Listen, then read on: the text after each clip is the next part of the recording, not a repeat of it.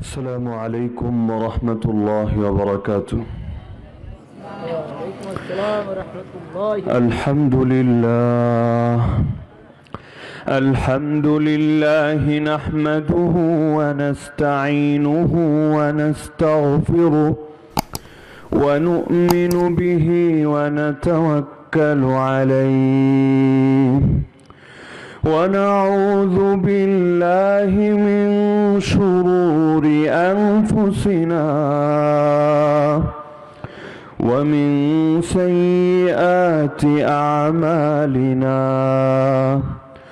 من يهده الله فلا مضل له ومن يضلله فلا هادي له ونشهد أن لا إله إلا الله وحده لا شريك له لا وزير له ولا نظير له ولا مشير له ولا معين له ولا شبه له ولا شبيه له ولا مثيل له ولا مثال له ولا مثل له ولا أصل له ولا نسل له ولا كفؤ له ولا قبل له ولا بعد له ولا وقت له ولا زمان له ولا أول له ولا آخر له ولا بداية له ولا نهاية له ولا ضد له ولا ند له ولا حد له. ونشهد أن سيدنا وسندنا وحبيبنا وحبيب ربنا وطبيبنا وطبيب قلوبنا ومولانا محمد عبده تعالى ورسوله أرسله الله تعالى بالهدى ودين الحق بشيرا ونذيرا وداعيا إلى الله بإذنه وسراجا منيرا. أما بعد فأعوذ بالله من الشيطان الرجيم. بسم الله الرحمن الرحيم. وقال الذين كفروا ربنا أرنا الذين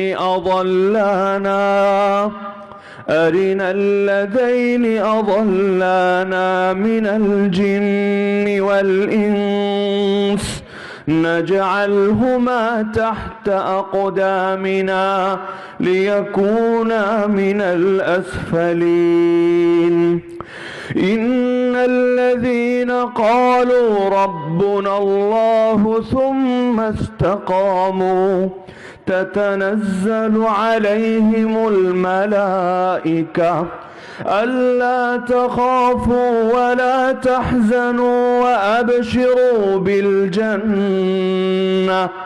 وأبشروا بالجنة التي كنتم توعدون.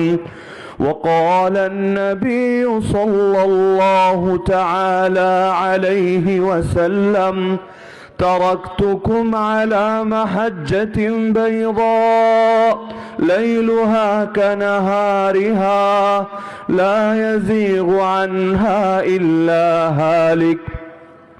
وقال أصحاب محمد صلى الله عليه وسلم نحن الذين بايعوا محمدا على الجهاد ما بقينا أبدا.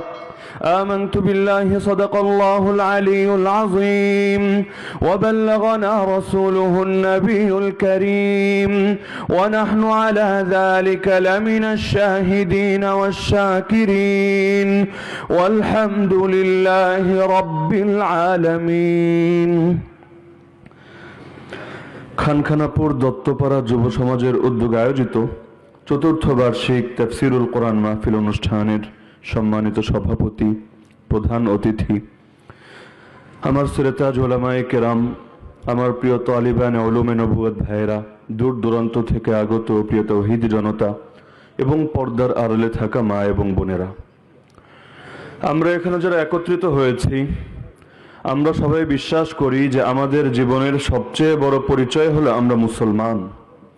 কুরআনুল কারীমের মধ্যে আল্লাহ তাআলা বলেন, ওয়ামান আহসানু কাওলাম মিম্মান দাআ ইলাল্লাহ ওয়া আমিলা সালিহা ওয়া ক্বালা ইন্নানী মিনাল মুসলিমিন। ওই ব্যক্তির চাইতে উত্তম কথা আর কার হতে পারে? অর্থাৎ কথার বিবেচনায় ওই ব্যক্তির চাইতে উত্তম ব্যক্তি আর কে হতে পারে যে মানুষকে আল্লাহর দিকে ডাকে, নিজেও নেক আমল করে, আর সে গর্বের সঙ্গে বলে আমি মুসলমানদের মধ্যে হতে একজন, অর্থাৎ আমার পরিচয় হচ্ছে মুসলমান। দুনিয়ার মধ্যে আমরা আমাদের এই পরিচয়ের উপর সন্তুষ্ট, এটা নিয়ে আমরা গর্ববোধ করি। আমাদের যদি গর্ব করার মতো কোনো কিছু থাকে সেটা হচ্ছে আমরা আল্লাহর গোলাম, আমরা তার সামনে আত্মসমর্পণকারী মুসলমান। মুসলমান এই পরিচয়ে কোনোদিনও আমরা হীনমন্যতায় ভুগি না। দুনিয়ার নাস্তিকরা, বেঈমানরা, মালাউন মুশরিকরা বিভিন্ন সময়ে ইসলামের বদনাম করতে চায়, তখন তাদের বিভিন্ন কথাবার্তা শুনে, তাদের প্রোপাগান্ডা শুনে অনেক সময় মুসলমানরা নিজেদের এই মুসলিম পরিচয়ের ব্যাপারে এক ধরনের হীনমন্যতায় ভুগতে থাকে। তারা ইসলামের বিভিন্ন বিধান নিয়ে অপব্যাখ্যা করে, কখনো জিহাদকে বানিয়ে দেয় সন্ত্রাস, জিহাদকে বানিয়ে দেয় জঙ্গিবাদ, কখনো রাসূলুল্লাহ সাল্লাল্লাহু আলাইহি ওয়াসাল্লামের বিভিন্ন বিষয় নিয়েও তারা ব্যঙ্গ করে যে তোমার নবী এতগুলো বিয়ে করেছেন, উম্মতকে দিয়েছেন 4 বিয়ের বৈধতা, নিজে করেছেন 11টা বিয়ে, আবার আয়েশার মতো মেয়েকে বিয়ে করেছেন, বিয়ের সময় যার বয়স ছিল মাত্র 6 বছর, যখন ঘরে তুলেছেন বয়স ছিল মাত্র 6 বছর, তার মানে তোমাদের নবী নাউযুবিল্লাহ শিশুকামী ছিলেন। এ ধরনের বিভিন্ন ব্যঙ্গাত্মক কথাবার্তা তারা যখন বলতে থাকে, অনেক মুসলমান তারা এক ধরনের হীনমন্যতায় ভোগে, তারা নিজেদের পরিচয় নিয়ে সন্তুষ্ট হতে পারে না। তখন তারা কোরআনের ভিন্ন ব্যাখ্যা দাঁড় করায়, হাদিসের ভিন্ন ব্যাখ্যা দাঁড় করায়, পিঠ বাঁচানোর জন্য তারা বলে আরে না না, ইসলামে তো জিহাদের কথা নেই, জিহাদ বলতে যেটা বোঝায় সেখানে আসলে তোমরা যেটা বুঝছো এটা বোঝানো উদ্দেশ্য না। এখানে জিহাদ মানে হচ্ছে নিজের আত্মশুদ্ধি করা, কেউ বলে জিহাদ মানে হচ্ছে নিজের নফসকে সংশোধন করা, জিহাদ মানে হচ্ছে অন্যের কাছে ইসলাম পৌঁছে দেওয়া। তো বিভিন্নভাবে সংজ্ঞা পাল্টাতে চেষ্টা করে, আর তারা ভাবে এর দ্বারা নিজেদের পিঠ বাঁচিয়ে ফেলবে, দুনিয়ার বুকে নিজেদের সম্মান ফিরিয়ে আনবে। কিন্তু আমরা যারা মুসলমান, আমরা ইসলামের কোনো কিছু নিয়ে হীনমন্যতায় ভুগি না। আল্লাহ তাআলা কোরআনের মধ্যে যা কিছু বলেছেন 100 থেকে 100টা বিধানকে মানি। এমনকি দুনিয়ার সকল কাফের এবং মুশরিকরা এগুলো মানার কারণে শুধু ব্যঙ্গ না, যদি আমাদেরকে খুঁড়ো করে ফেলে তারপরও কোরআনের কোনো অংশ ছাড়তে আমরা রাজি না। সূরাতুল বাকারার মধ্যে আল্লাহ বলেন, আফাতুমিনুনা বিবাদিল কিতাব ওয়া তাকফুরুনা বিবাদ। আর তোমরা কি কোরআনের কিছু অংশের উপর ঈমান রাখো আর কিছু অংশ অস্বীকার করো? পেটের ধান্দায় হোক আর পিঠের ধান্দায় হোক আর নিজের পকেট ভরার জন্য হোক, যে জন্যই হোক না কেন, যদি এই কাজ করো তোমাকে 2 শাস্তি দেব, ইল্লা খিজিউন ফিল হায়াতিদ দুনিয়া, দুনিয়াতে দিব লাঞ্ছনা, দুনিয়ার বুকে লাঞ্ছিত থাকবে, দেশে দেশে এলাকায় এলাকায় মার খাবে, তোমাদের রক্তের দাম শূকর কুকুরের রক্তের দামের চেয়েও কমে যাবে, মা বোনের ইজ্জতের দাম থাকবে না, মুসলমান শিশুদেরকেও দুনিয়াতে বাঁচতে দেওয়া হবে না, কোনো মর্যাদাই থাকবে না, এক লাঞ্ছনার জীবনে তোমরা থাকবে। ওয়াউমাল কিয়ামাতি ইউরাদ্দুনা ইলা আশাদ্দিল আযাব, আর কিয়ামতের দিনে তোমাদেরকে ছাড়বো না, ভয়াবহ আযাবের দিকে ঠেলে দেব, অধমুখী করে জাহান্নামে ফেলবো। তা আমরা পূর্ণাঙ্গ কোরআন নিয়ে সন্তুষ্ট, আমরা আল্লাহর গোলাম, এই গোলামের পরিচয় আমরা দ্বিধাবোধ করি না। আমরা মুসলমান, দুনিয়ার অন্য কারো গোলাম হতে রাজি না, কিন্তু আল্লাহর গোলামের মধ্যে আমাদের ইজ্জত, আমাদের সম্মান। সাহাবী রিবিয়া ইবনে হারিস রাদিয়াল্লাহু আনহু বাদশা রুস্তমের দরবারে দাঁড়ানো, বাদশা রুস্তম জিজ্ঞেস করছে, তোমরা মুসলমানরা এই মুজাহিদ বাহিনী নিয়ে আমাদের বিরুদ্ধে জিহাদ করার জন্য কেন এসেছো? কি চাও? যদি টাকা চাও কত টাকা লাগবে, দিচ্ছি। কোন ধান্দায় এসেছো খুলে বলো। সাহাবী রিবি দাঁড়িয়ে বলছে, আরে শোন রুস্তম, আল্লাহু ইবতাসানা, আমরা আসিনি, আল্লাহ পাঠিয়েছেন। কেন পাঠিয়েছেন জানো? লিনুখরিজা মান শাআ মিন ইবাদাতিল ইবাদ ইলা ইবাদাতিল্লাহি ওয়াহদাহ ওয়া মিন যিকিদ দুনিয়া ইলা সাআতিহা ওয়া মিন জাওরিল আদিয়ান ইলা আদলিল ইসলাম। আল্লাহ আমাদেরকে পাঠিয়েছেন গোটা দুনিয়ার সকল মানুষকে, আল্লাহর সকল বান্দাকে দুনিয়ার সকল বান্দার গোলামি থেকে বের করে একমাত্র আল্লাহর গোলামিতে নিয়ে যাওয়ার জন্য। দুনিয়ার কারো গোলামি করা আমাদের জন্য লজ্জাজনক, আল্লাহর গোলামি করা আমাদের জন্য গৌরব। আমাদের নবীর সবচেয়ে বড় পরিচয় হচ্ছে তিনি আল্লাহর গোলাম। আমাদের বিষয় বাদ, নবীর ক্ষেত্রেও তার মর্যাদার পরিচয় তিনি আল্লাহর গোলাম। ওয়া আশহাদু আন্না মুহাম্মাদান আবদুহু ওয়া রাসূলুহু। এই কালেমা পড়েই তো আমরা ছোটকালে ইসলাম শিখেছি। তো প্রথমে বলি আশহাদু আল্লা ইলাহা ইল্লাল্লাহ, আমি সাক্ষ্য দিচ্ছি আল্লাহ ছাড়া আর কোনো ইলাহ নেই। আমার ইবাদত, আমার গোলামি, আমার আনুগত্য পাওয়ার উপযুক্ত দ্বিতীয় আর কেউ নেই। দ্বিতীয় ভাগে গিয়ে বলি ওয়া আশহাদু আন্না মুহাম্মাদান আবদুহু ওয়া রাসূলুহু, এবং আমি সাক্ষ্য দিচ্ছি মুহাম্মদ আল্লাহর গোলাম এবং তার রাসূল। পরে বলছি রাসূল, আগে বলছি গোলাম। তার মানে আমার নবীরও সবচাইতে বড় পরিচয় তিনি আল্লাহর গোলাম। আর এই পরিচয় তার জন্য কোনো লজ্জার বিষয় না, বরং এটাই গৌরবের বিষয়।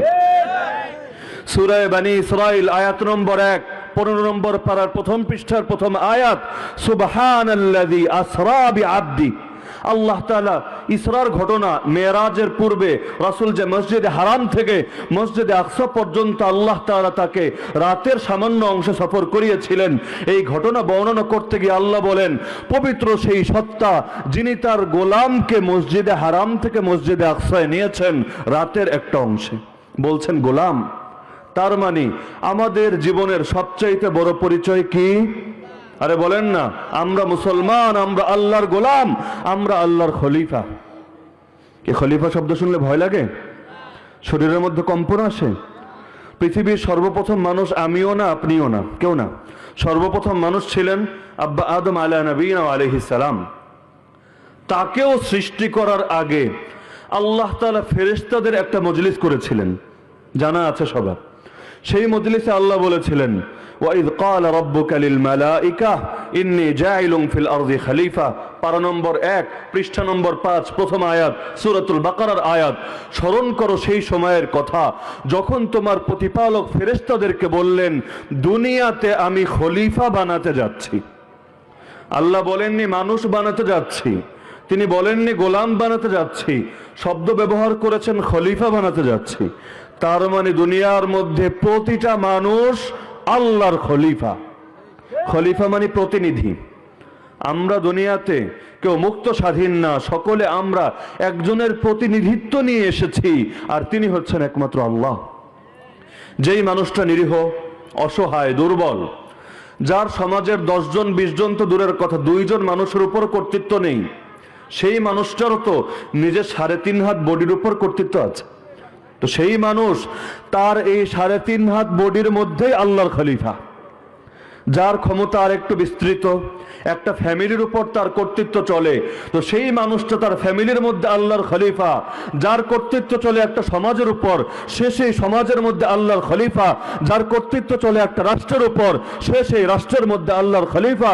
যার কর্তৃত্ব চলে সারা দুনিয়ার উপর, সে সারা দুনিয়ার মধ্যে আল্লাহর খলিফা। কেউ যদি বলে আমি তো ক্ষমতাধর, আমি কারো খলিফা টলিফা হতে রাজি না, আমি স্বাধীন, যা মনে চায় তা করব, যেভাবে ইচ্ছা সেভাবে চলবো এবং অন্যকে চালাবো, তাহলে সেই মানুষকে কোনো দিনও মুসলমান বলা হয় না। মুসলমান যদি সারা দুনিয়ার রাজাও হয়ে যায়, সুলাইমান আলাইহিস সালাম সারা দুনিয়ার বাদশা ছিলেন, যদি এরকম রাজাও হয়ে যায় মুসলমান, তারপরও সে আল্লাহর খলিফা, আল্লাহর গোলাম। এই পরিচয়টাই হয় তার সবচেয়ে বড় পরিচয়, বরং বলবো একমাত্র পরিচয়।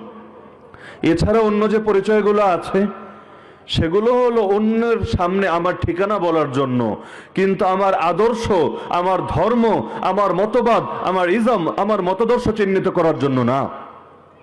আমরা বাংলাদেশি, কিছু মুসলমান তারা বলবে আমরা ভারতী, কেউ বলবে আমরা পাকিস্তানি, কেউ বলবে আমরা আফগানি, ইরাকি, কাশ্মীরি, সোমালি, ইয়ামানি, শামি, জাজাইরি, তুর্কি। এক একজনের এক একটা পরিচয়। কিন্তু এগুলো হচ্ছে জাস্ট আমাদের ভৌগোলিক পরিচয়, নৃতাত্ত্বিক পরিচয়। আল্লাহ তাআলা সারা দুনিয়াকে একটা অঞ্চল বানাননি, অনেক অঞ্চলে ভাগ করে দিয়েছেন। কেন? অন্যথায় ঠিকানা দিবেন কিভাবে, অ্যাড্রেস লিখবেন কিভাবে, মানুষ আপনার ঘর চিনে আসবে কেমনে ঘরে? এই ঠিকানার জন্য আল্লাহ এগুলো দিয়েছেন। এগুলোকে আল্লাহ কোনো ধর্ম বানাননি, আলাদা কোনো মতবাদ বানাননি। কিছু মানুষ এই দুনিয়ার মধ্যে এসে এই জাতীয় বিভিন্ন পরিচয়কে আঁকড়ে ধরে তারা ইসলাম থেকে বিমুখ হয়, আল্লাহর কিতাব থেকে বিমুখ হয়। যেই সময়ের মধ্যে আমার নবী মুহাম্মদ আরবি, সবাই বলেন সাল্লাল্লাহু আলাইহি ওয়াসাল্লাম, দুনিয়ার মধ্যে তাওহীদের দাওয়াত নিয়ে এসেছিলেন, সেই সময়ে যারা ইসলামকে গ্রহণ করতে পারেনি, কেন পারেনি এই কারণগুলো আল্লাহ কোরআনের পৃষ্ঠায় পৃষ্ঠায় তুলে ধরেছেন। যেমন কিছু মানুষের সামনে গিয়ে যখন আমার নবী বললেন ইত্তাবিউ মা আনজালাল্লাহ, আল্লাহ যেই কিতাব নাজিল করেছেন, যেই কোরআন অবতীর্ণ করেছেন, তোমরা সেই কোরআনকে অনুসরণ করো, কোরআনকে নিজেদের জীবন বিধান হিসাবে গ্রহণ করো। তখন তারা জবাব দিল বাল নাত্তাবিউ মা ওয়াজাদনা আলাইহি আবাআনা, আমরা কোরআনকে মানব না, বাপদাদার থেকে যে আদর্শ পেয়ে এসেছে সেটাই মানব। যেখানে এসে বাপদাদার আদর্শ আর কোরআনের আদর্শ মিলে যাবে সেখানে কোরআন মানব, কিন্তু যেখানে মিলবে না সেখানে কোরআন বাদ, বাপ দাদার আদর্শ মানব।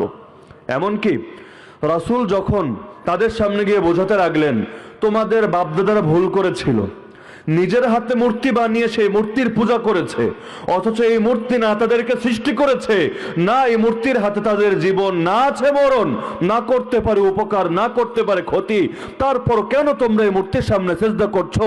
তোমাদের বাবারা ভুল করে গিয়েছে, তাই বলে তোমরা তো জেনে বুঝে ভুল করতে পারো না। তখন তারা উত্তেজিত হয়ে গেল, রাগে অগ্নিশর্মা হয়ে গেল। কত বড় সাহস আমাদের বাপ দাদার বিরুদ্ধে কথা বলে! এমনকি কোরআন বলছে, তাদের বাক্য ছিল এরকম وقالوا لولا نزل هذا القرآن على رجل من القريتين عظيم, আর এই কোরআন কেন যুবক মুহাম্মদের উপর নাজিল হলো? মানুষের কি অভাব পড়েছে? মক্কা এবং তায়েফ এই দুই জনপদের কোন প্রবীণ ব্যক্তিত্ব, কোন মহান ব্যক্তিত্ব, কোন আকাবির নেতার উপর কোরআন নাজিল হতো। যদি কোরআন সত্যই হয়, এক মুহাম্মদ কেন বুঝলো, আর কেউ কেন বুঝলো না? আল্লাহ বলছেন আহুম ইয়াকসিমুনা রাহমাত রাব্বিক, আর এই কপাল পোড়ারা কি তোমার রবের রহমত ভাগ করা শুরু করে দিল? আল্লাহ কাকে নবী বানাবে আর কাকে বানাবে না এই সিদ্ধান্ত কি ওদের কাছ থেকে নিতে হবে? নাউযুবিল্লাহি মিন যালিক। তো তারা হককে গ্রহণ করতে পারেনি কেন? একটা কারণ, যে বাপ দাদা তো এভাবে করে যায়নি।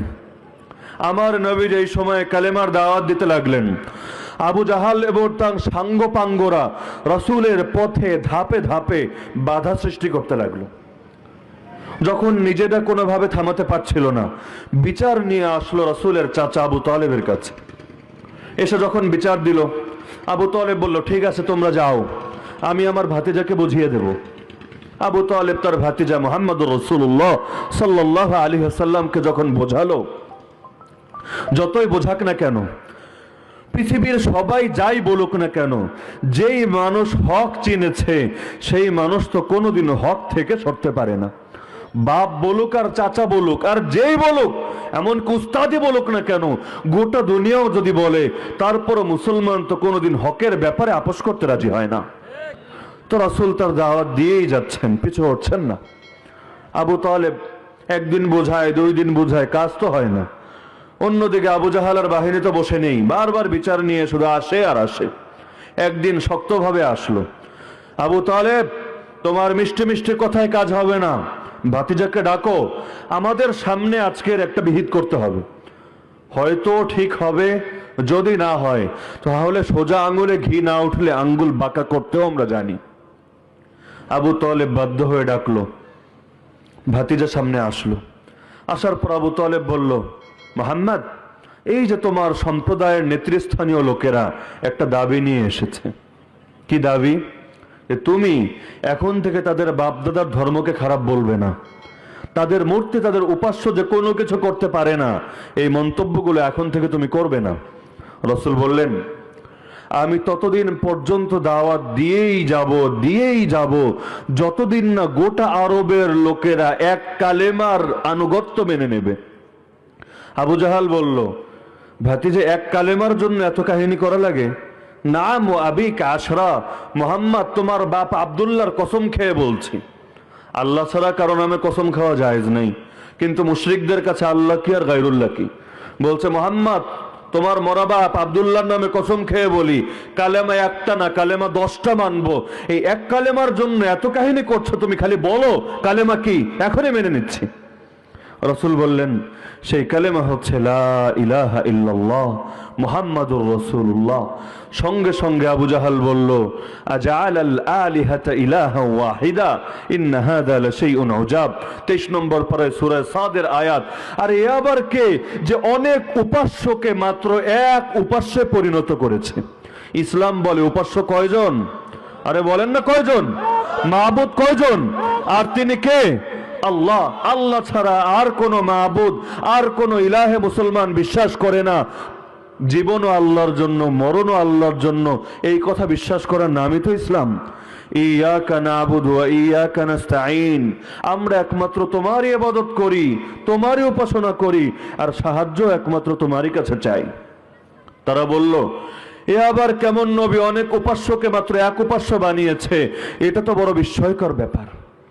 এই যেমন ধরেন হিন্দুরা 33 কোটি দেবতায় বিশ্বাসী, মুসলমানরা এক খোদায় বিশ্বাসী। কোন কোন হিন্দুকে আপনি যদি দাওয়াত দেন, আরে 33 কোটি ছাড়ো, এক খোদাকে ধরো, তারা জবাব দিবে 33 কোটি মিলেই অভাব দুঃখ দূর করতে পারে না, আর এক খোদা করবেটা কি? একজনকে বানিয়েছে বৃষ্টি দেবতা, একজনকে দিয়েছে সন্তান দেওয়ার দায়িত্ব, একজনকে দিয়েছে রিজিক দেওয়ার দায়িত্ব, একজনের হাতে দিয়েছে জীবন, আর একজনের হাতে দিয়েছে মরণ। এত খোদায় মিলেই কাম সারতে পারে না, এক খোদা করবেটা কি? নাউযুবিল্লাহি মিন যালিক। তো যেটা বলছিলাম যে তারা হক গ্রহণ করতে পারেনি কেন? যে বাপদাদার আদর্শের সঙ্গে মিলছে না। যেই সময় আমার নবীর চাচা আবু তালেব, যেই মানুষটা সারা জীবন রাসূলের মাথার উপর ছায়া হয়েছিলেন, নিজে কালেমা পড়েননি, কিন্তু সকল কাফের মুশরিককে চ্যালেঞ্জ দিয়ে বলে রেখেছিলেন, আমি আবু তালেব এবং আমার সম্প্রদায়ের লোকেরা যতদিন জীবিত আছি মুহাম্মাদের ধারে কাছেও তোরা পৌঁছতে পারবি না। প্রথমে আমাদের লাশ পড়বে জমিনে, বুকের উপর পাড়া দিয়ে যদি যেতে হয় তাহলে যেতে পারবি, কিন্তু যতদিন আমরা আছি ততদিন মুহাম্মাদের ধারে কাছে পৌঁছার সাধ্য কারণে। তো এত কিছু করেছে ইসলামের জন্য। যেই সময় আমার নবী 3 বছর জেল খেটেছেন, সমাজ থেকে বয়কট করে রাখা হয়েছিল, সাহাবীরা খাবারের কিছু যখন পাননি, এক পর্যায়ে বাধ্য হয়ে গাছের পাতা খেতে খেতে নিজেদের বাথরুমগুলো ছাগলের লেদার মতো হয়ে গিয়েছিল।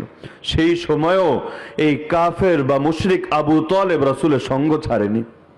কিন্তু যেই সময় আবু তালেব বিছানায় পড়ে আছে, মুমূর্ষু অবস্থায় শায়িত, প্রাণ যায়, রাসূল তাকে এসে বলছেন, কুল হায়া আম্মি কালিমাতান আশফা লাকা বিহা ইনদাল্লাহ।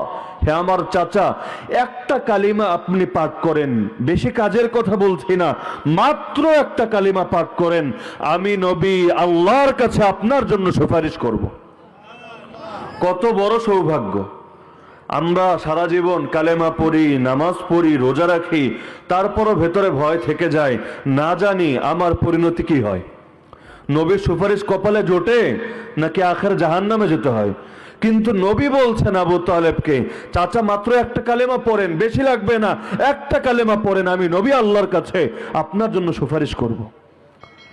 আবু জাহাল সহ অন্যান্য লিডাররা কানে কানে এসে বলে, আবু তালেব, সারা জীবন বাপদাদার ধর্মকর্ম করে মরার সময়ে যদি ধর্ম পাল্টাও, মানুষ বলবে সে তো পাগল।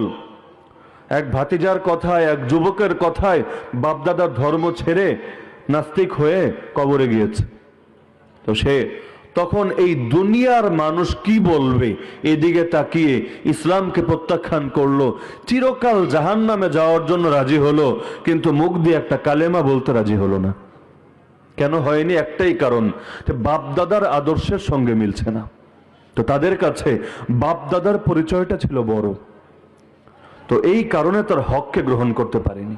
অপরদিকে যেই মানুষদের কাছে বাপ দাদার পরিচয়ের চাইতে আল্লাহ এবং তার রাসূলের ভালোবাসা ছিল বড়, তারা হকের জন্য নিজেদের জীবন বিলিয়ে দিতেও কোনো দ্বিধা করেননি। এক সাহাবী, তার উপর দিনের পর দিন নির্যাতন চলছে, ইসলাম ছাড়ো, মুহাম্মদকে ভুলে যাও, কিন্তু কোনো নির্যাতনে কাজ হয় না। আল্লাহর বান্দা ইসলামের উপর অটল এবং অবিচল। শেষে যখন দেখে কোনোভাবে কাজ হয় না, টর্চার যতই করি, রিমান্ড যতই দেই, ওকে তো হক থেকে সরানো যাবে না, তাহলে এক কাজ করি, ইমোশনাল ব্ল্যাকমেইল করি।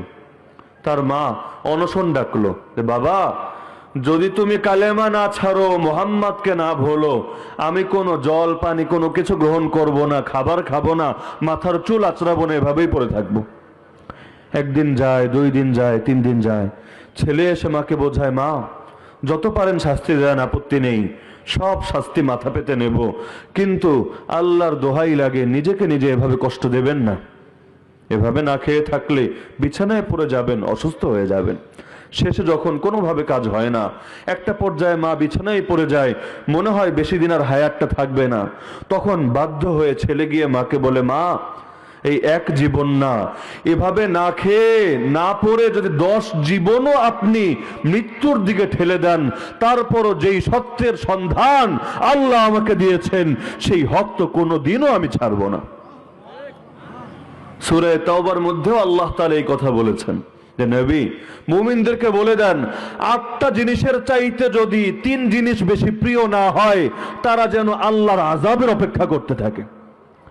قل إن كان آباؤكم وأبناؤكم وإخوانكم وأزواجكم وعشيرتكم وأموال اقترفتموها وتجارة تخشون كسادها ومساكن ترضونها।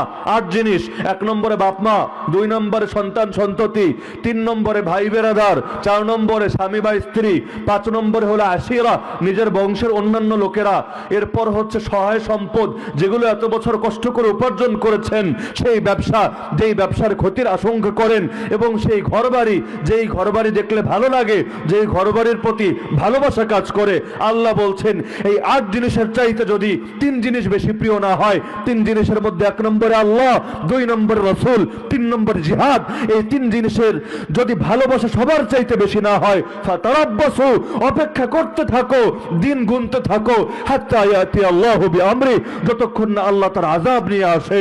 আল্লাহু লা ইয়াহদিল কওমাল ফাসিকিন, আর এই 8 জিনিসকে যারা ভালোবাসে তারা ফাসিক, এই ফাসিকদেরকে আল্লাহ কোনোদিন হেদায়েত দেবে না। তো মুসলমান, হক গ্রহণের পথে বাধা হয়ে দাঁড়িয়েছিল বাপ দাদার পরিচয়।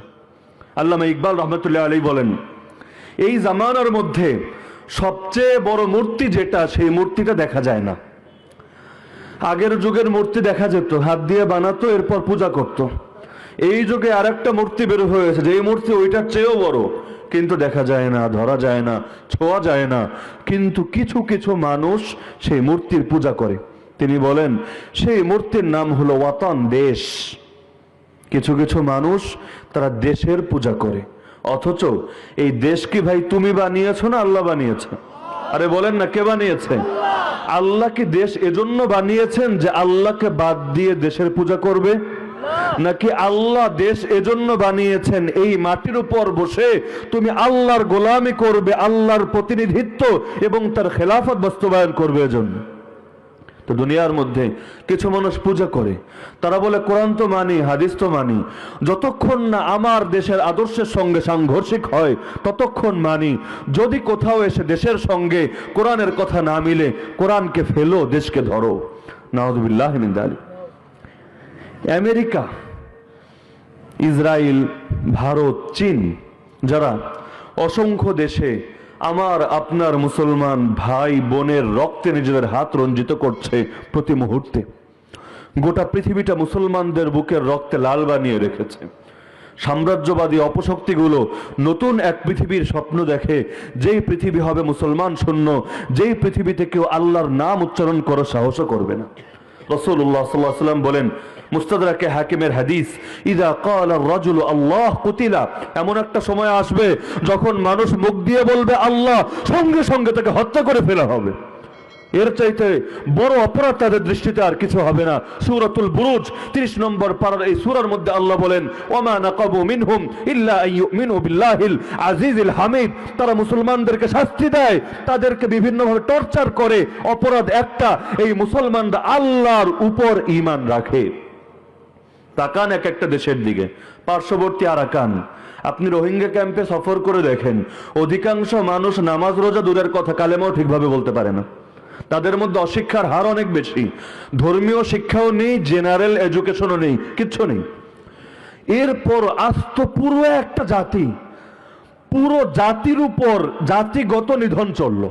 কাউকে পুড়িয়ে হত্যা করলো, মেয়েকে পুরো ফ্যামিলির সামনে, এলাকার মানুষদের সামনে নগ্ন করে গণধর্ষণ করলো, তারপর নির্মমভাবে জবাই করলো, হত্যা করলো। ছোট ছোট বাচ্চাদেরকে ফুটবলের মতো আছড়ে আছড়ে লাথিয়ে তারপর হত্যা করলো। কি অপরাধ করেছিল তারা? দেশেই থাকতে দেওয়া হলো না, অথচ তাদের দেশের অং সান সুচি শান্তিতে নোবেল পায়। এত শান্তিতে তারা বিশ্বাসী, কিন্তু এই মানুষগুলোকে বাঁচতেই দিতে চায় না। অথচ এই মানুষগুলো যে বড় নামাজি, বড় রোজাদার, বড় হাজি, কোনো কিছু না। তারা সবাই যে বড় মুজাহিদ, বড় দায়ী, বড় মুবাল্লিগ, এগুলোও কিছু না। জাস্ট তাদের পরিচয় বংশগতভাবে মুসলমান, বংশগত মুসলমান। প্রত্যেক মানুষ হয়তো কালেমাও জানে না, হয়তো সে মুসলমানই না, কিন্তু বংশ পরিচয় মুসলমান। এমন ভাবে নির্মম নির্যাতন করলো। অপরাধ কি? তারা সবাই জঙ্গি। এখন তো দুনিয়াতে সব কিছু বৈধতা দেওয়ার জন্য একটা লেভেল আছে, এই লেভেল লাগিয়ে দিলেই সব বৈধ হয়ে যায়। আসামে মারো, কাশ্মীরে মারো, আফগানে মারো, পাকিস্তানে সোয়াত এবং ওয়াজিরিস্তানে মারো, ইরাকে মারো, সোমালিয়ায় মারো, জাজাইরের মধ্যে মারো, সিরিয়ার মধ্যে মারো, শামের মধ্যে মারো, এমনকি চীনের বিভিন্ন অঞ্চলকে, পুরো অঞ্চলটাকেই কারাগার বানিয়ে রেখেছে। জিনজিয়াং, যেটার পূর্ব নাম ছিল পূর্ব তুর্কিস্তান, এবং নতুন করে শুরু হয়েছে কাজাক, যার আগের নাম ছিল কাজাকিস্তান। পুরো দেশটাকে বানিয়ে রাখা হয়েছে টর্চার সেল। মুসলমান মেয়েদেরকে বাধ্য করা হচ্ছে বৌদ্ধদেরকে বিয়ে করতে হবে, যদি না করে তাদেরকে তাদের সম্ভ্রমহানি করা হচ্ছে, কাউকে বন্ধা বানিয়ে ফেলা হচ্ছে। মুসলমানদের বংশ সামনের দিকে যেন অগ্রসর না হয় সেই প্ল্যানগুলো গ্রহণ করছে। কারণ কি? কারণ মাত্র একটা, কোরআনে এতকাল আগে আল্লাহ সূরাতুল বুরুজের মধ্যে জানিয়েছে, সেই এক কারণ হলো ইল্লা আইয়ুমিনু বিল্লাহ, তারা এক আল্লাহর উপর ঈমান রাখে। এই আল্লাহর উপর ঈমান রাখাটাই তাদের অপরাধ। এজন্য ছোট বাচ্চা, যেই বাচ্চা জঙ্গিবাদ শব্দই হয়তো জীবনে শোনেনি, সেই বাচ্চাকেও নির্মম ভাবে হত্যা করার বৈধতা হয়ে যায়। দেশের পর দেশ বোম্বিং করে মাটির সঙ্গে মিশিয়ে দিচ্ছে, আর লেভেল লাগিয়ে দিচ্ছে, শিরোনাম লাগিয়ে দিচ্ছে ওয়ার অন টেরর, সন্ত্রাসের বিরুদ্ধে যুদ্ধ। তার মানে ইসলাম মানেই সন্ত্রাস, মুসলমান মানেই সন্ত্রাসী। এই সবগুলোকে দমন করতে হবে, যেই কথা আল্লাহ আরো বহুকাল আগে আমার নবীর মুখ দিয়ে জানিয়ে রেখেছেন। 1 নম্বর পারা 18 নম্বর পৃষ্ঠা, প্রথম আয়াত, ওয়ালান তারদা আনকাল ইয়াহুদ ওয়ালান নাসারা। হে নবী, আপনি সর্বযুগের সর্বশ্রেষ্ঠ মহামানব হতে পারেন, কিন্তু ইহুদিরা, এই খ্রিস্টানরা, এই মালাউনরা কোনোদিন আপনার উপরে সন্তুষ্ট হবে না যতদিন না হাত্তা তাত্তাবিআ মিল্লাতাহুম, আপনি তাদের মিল্লাতের অনুসরণ করবেন। ওয়ালা তাজিদান্না শাদ্দান নাসি আদাওয়া লিল্লাযিনা আমানু, যারাই ঈমান এনেছে, যারা সে যেই হোক না কেন, যেই অঞ্চলের মানুষ হোক, যুবক হোক, বুড়া হোক, সাদাসিধা হোক, শিক্ষিত হোক, মূর্খ হোক, আপনি দেখবেন তাদের প্রতি সবচেয়ে বেশি শত্রুতা প্রদর্শন করে, শত্রুতা লালন করে দুই শ্রেণীর মানুষ, দুইটা গোষ্ঠী। 1 নম্বর আল্লাহ বলছেন আল ইয়াহুদ, ইহুদি জাতি। যেই সময়ে আমরা মুসলিমরা বিশ্বকাপ নিয়ে মেতে থাকি, আমাদের ছেলেদের হাতে ক্রিকেটের বল, ব্যাট থাকে, পায়ে থাকে ফুটবল, সেই সময়গুলোতে এই ইহুদিদের বাচ্চারা অস্ত্রের প্রশিক্ষণ নেয় আর চিৎকার করে বলতে থাকে মুসলিমদেরকে হত্যা করতে হবে। ফিলিস্তিন নতুন করে দখলে নেওয়ার পর সুলতান সালাহুদ্দিন আইয়ুবীর কবরের উপর গিয়ে লাথি মেরে বলে যে, সালাহুদ্দিন, আমাদেরকে এক সময় এই মসজিদে আকসা থেকে, ফিলিস্তিন থেকে বের করেছিলি, আজকে আমরা আবার এসেছি, তোদের কেউ তো আমাদেরকে ঠেকাতে পারলো না। মুসলমানদের প্রথম কেবলা দখল করে রেখেছে, সেটাকে বোম্বিং করে গুড়িয়ে দেওয়ার প্ল্যান করছে। শুধু গুড়াবেই না, সেই জায়গার মধ্যে তারা একটা টেম্পল, একটা ইবাদতখানা, উপাসনালয়, মন্দির নির্মাণ করবে, যেটার নাম হবে সুলাইমানি টেম্পল। ভারতবর্ষের দিকে তাকান, যেখানে ছোট ছোট বাচ্চারা মন্দিরের সামনে খোলা মাঠে দাঁড়িয়ে অস্ত্রের প্রশিক্ষণ নেয়। আর তারা স্লোগান দিয়ে যখন সাংবাদিক সামনে মাইক ধরে তখন বলে মুসলিম জিহাদিও কে সাথ লড়তে ওয়াক্ত, মুসলমান মুজাহিদদের সঙ্গে লড়াই করার সময় যেন এগুলোকে অ্যাপ্লাই করতে পারি এজন্য প্রশিক্ষণ নিচ্ছি। তো দেখা যায় কার উপর অ্যাপ্লাই করে, একজন মুসলমান কোরবানির দিন বিসমিল্লাহ আল্লাহু আকবার বলে গরু জবাই করেছে, তাকেও গিয়ে জবাই করে দিয়ে তারা ওয়ার ওয়ান টেরর কায়েম করে। তো আল্লাহ এতকাল আগে বলেছেন যে হে নবী, মুসলমান যেই হোক, শুধু নামটা যদি হয় মুসলমান, ভেতরে যদি ঈমান থাকে, তাহলে এই মানুষের প্রতি দুই গোষ্ঠীকে আপনি শত্রুতা পোষণ করতে দেখবেন। এক গোষ্ঠীর নাম হলো ইহুদি, আর এক গোষ্ঠীর নাম ওয়াল্লাযীনা আশরাকু মালাউন মুশরিকা ওয়ালা তাজিদান্না আকরাবাহুম মাওয়াদ্দা লিল্লাযীনা আমানুল্লাযীনা ক্বালু ইন্না নাসারা ইলা আখিরিল আয়াহ। তো যেটা বলছিলাম, মুসলমানদেরকে সয়ে নেয় না কেন? তারাও তো আল্লাহর কথা বলেন, কি হিন্দুরা আল্লাহর কথা বলে না? ওদেরকে দাওয়াত দিতে গেলে অনেক সময় বলে ভাই তোমরা বলো আল্লাহ, আমরা বলি ভগবান, খ্রিস্টানরা বলে ঈশ্বর, জিনিসটা একই। তো জিনিস যদি একই হয়, আমার উপর কেন তোমার এত দুশ্মনী? 70-80 বছর ধরে কাশ্মীরের উপর কেন এত নির্যাতন? ইন্টারনেট বন্ধ করে দিয়ে, মোবাইল নেটওয়ার্ক বন্ধ করে দিয়ে, ইলেকট্রিসিটি অফ করে দিয়ে নির্মমভাবে নির্যাতন চালানো হয় কেন? কি অপরাধ? যদি তুমি যাকে মানো আমিও তাকে মানি, তাহলে আমার উপর কেন তোমার এত দুশ্মনী? তো ওই যে ইকবালের সেই কথা, যে পূজা কেউ শুরু করেছে দেশের পূজা, কেউ শুরু করেছে নেতার পূজা, কেউ শুরু করেছে পীরের পূজা, কেউ শুরু করেছে আমিরের পূজা, কেউ শুরু করেছে ব্যক্তির পূজা, কেউ নেতার পূজা, কেউ নেত্রীর পূজা। পূজা করা দরকার ছিল, উপাসনা করা দরকার ছিল, ইবাদত করা দরকার ছিল একমাত্র আল্লাহর। আল্লাহকে বাদ দিয়ে যখন অন্য কারো পূজা শুরু করেছে, তখন আর আল্লাহকেও সহ্য হয়নি। নমরুদ উপরে উঠে আল্লাহর দিকে তীর ছুটতে শুরু করলো, আরে তোদের তো মারবো, ইব্রাহিমকে তো পোড়াবো, আল্লাহরেও রাখবো না, আল্লাহরেও তীর মেরে মেরে ফেলবো। নাউযুবিল্লাহি মিন যালিক। তো এগুলো হচ্ছে হক গ্রহণের পথে বাধা। তো মুসলমান যদি ইসলামের দিকে ফিরতে চায়, বিশেষ করে এই যুগের মানুষ আমরা যারা, আমরা কি কোনোদিন আমাদের অভাগা কপাল নিয়ে এই চোখ দিয়ে রাসূলকে দেখেছি, কান দিয়ে রাসূলের কথা শুনেছি? তাহলে কিভাবে আমরা হকের উপর থাকব? কিভাবে আমরা ইসলামকে চিনব? কুরআনুল কারীমের 21 নম্বর পারার 19 নম্বর পৃষ্ঠায় সূরা আহজাবের 23 নম্বর আয়াতে আল্লাহ বলেন, লাকাদ কানা লাকুম ফি রাসূলিল্লাহি উসওয়াতুন হাসানাহ, তোমাদের জন্য আল্লাহর রাসূল অর্থাৎ মুহাম্মদুর রাসূলুল্লাহ সাল্লাল্লাহু আলাইহি ওয়াসাল্লামের মধ্যে উত্তম আদর্শ আছে। এই আয়াত 1450 বছর পর এসে আমি যখন পাঠ করব, আমার মধ্যে তো প্রশ্নই আসতে পারে, আল্লাহ তোমার নবীকে তো দেখিনি, তার কথাও তো কান দিয়ে শুনিনি, তুমি বলেছো আমার জীবনের রোল মডেল হতে পারে একজন ব্যক্তিত্ব, আর তিনি হচ্ছেন মুহাম্মদুর রাসূলুল্লাহ সাল্লাল্লাহু আলাইহি ওয়াসাল্লাম। সেই মুহাম্মদকে বাদ দিয়ে কোন মুসলমান যদি অন্য কাউকে নিজের আদর্শ ব্যক্তি হিসেবে গ্রহণ করে, কেউ যদি আব্রাহাম লিঙ্কনকে গ্রহণ করে, কেউ যদি মাও সেতুংকে গ্রহণ করে, কেউ যদি কার্ল মার্কস, লেনিন, চে গুয়েভারাকেও গ্রহণ করে, তাহলে সেই মানুষ তো আর মুসলমান থাকবে না। মুসলমানের জীবনের সব ক্ষেত্রে তার খাওয়া পড়া, তার ইস্তেঞ্জা করা, তার ঘুমানো, তার রাজনীতি, তার অর্থনীতি, তার বিচারের অবস্থা, সব ক্ষেত্রে আদর্শ একজনই হতে পারেন, আর তিনি হচ্ছেন মুহাম্মদুর রাসূলুল্লাহ সাল্লাল্লাহু আলাইহি ওয়াসাল্লাম। কিন্তু কিভাবে চিনবো, কিভাবে জানবো সেই নবী কোন কাজ কখন করেছেন, কিভাবে করেছেন, কোন পন্থায় করেছেন, যদি না জানি মানবো কিভাবে? আল্লাহর সঙ্গে কথা হয়নি তাই আল্লাহ পাঠিয়েছেন নবী, যে আমার সঙ্গে কথা বলার শক্তি তোমাদের নেই, আমাকে দেখতেও পারবে না। মুসা চেয়েছিল আমাকে দেখবে, দেখতে তো পারেইনি, পুরো ছাই হয়েছে পুরো পাহাড়। তো কিভাবে আমাকে মানবে? পাঠিয়েছেন নবী, পাঠিয়েছেন কোরআন। তো সেই নবীকে তো দেখিনি, এখন কি হবে? আগের যুগে এক নবী গেলে আরেক নবী আসতো, কিন্তু এখন কি হবে? তো নবী বলেন, তারাকতু ফীকুম আমরাইন, আমি তো চলে যাচ্ছি কিন্তু তোমাদেরকে এতিম বানিয়ে যাচ্ছি না, দুই জিনিস রেখে যাচ্ছি। লান তাদিল্লু মা তামাসসাকতুম বিহিমা, যতদিন এই দুই জিনিসকে আঁকড়ে ধরে রাখবে পথ হারাবে না। যেই ক্ষেত্রে আঁকড়ে ধরবে সেই ক্ষেত্রে হকের উপর থাকবে। রাজনৈতিক ক্ষেত্রে যদি এই দুই জিনিসকে আঁকড়ে ধরো, রাজনৈতিক ক্ষেত্রে হকের উপর থাকবে। অর্থনৈতিক ক্ষেত্রে, বিচার ব্যবস্থার ক্ষেত্রে, সামরিক ক্ষেত্রে, পারস্পরিক লেনদেনের ক্ষেত্রে, নিজের চরিত্র গঠনের ক্ষেত্রে, যে ক্ষেত্রেই তুমি এই দুটো জিনিসকে আঁকড়ে ধরবে সেই ক্ষেত্রে হকের উপর থাকবে। আর কোনো ক্ষেত্রে যদি এই দুই জিনিসকে ছাড়ো, পথ হারিয়ে ফেলবে, তখন তুমি ধুধু মরিচিকার পেছনে ছুটতে থাকবে।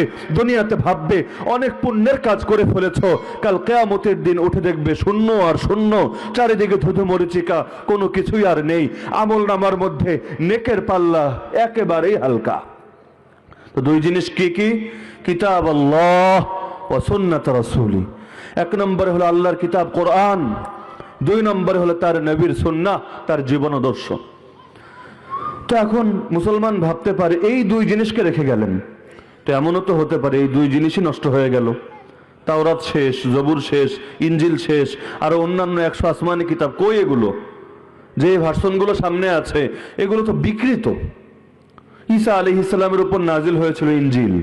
আপনি বর্তমান বাইবেল, যেটাকে ওরা ইনজিলের নামে চালায়, এই বাইবেলের ওল্ড টেস্টামেন্ট বা নিউ টেস্টামেন্ট, যেটা কিতাবুল মুকাদ্দাসের মধ্যে একত্র করে তারা ছেপেছে, পড়ে দেখেন কিতাব নাজিল হয়েছে নবীর উপর, কিন্তু এই কিতাবের মধ্যে নবীর মরার পরের গল্প পাওয়া যায়।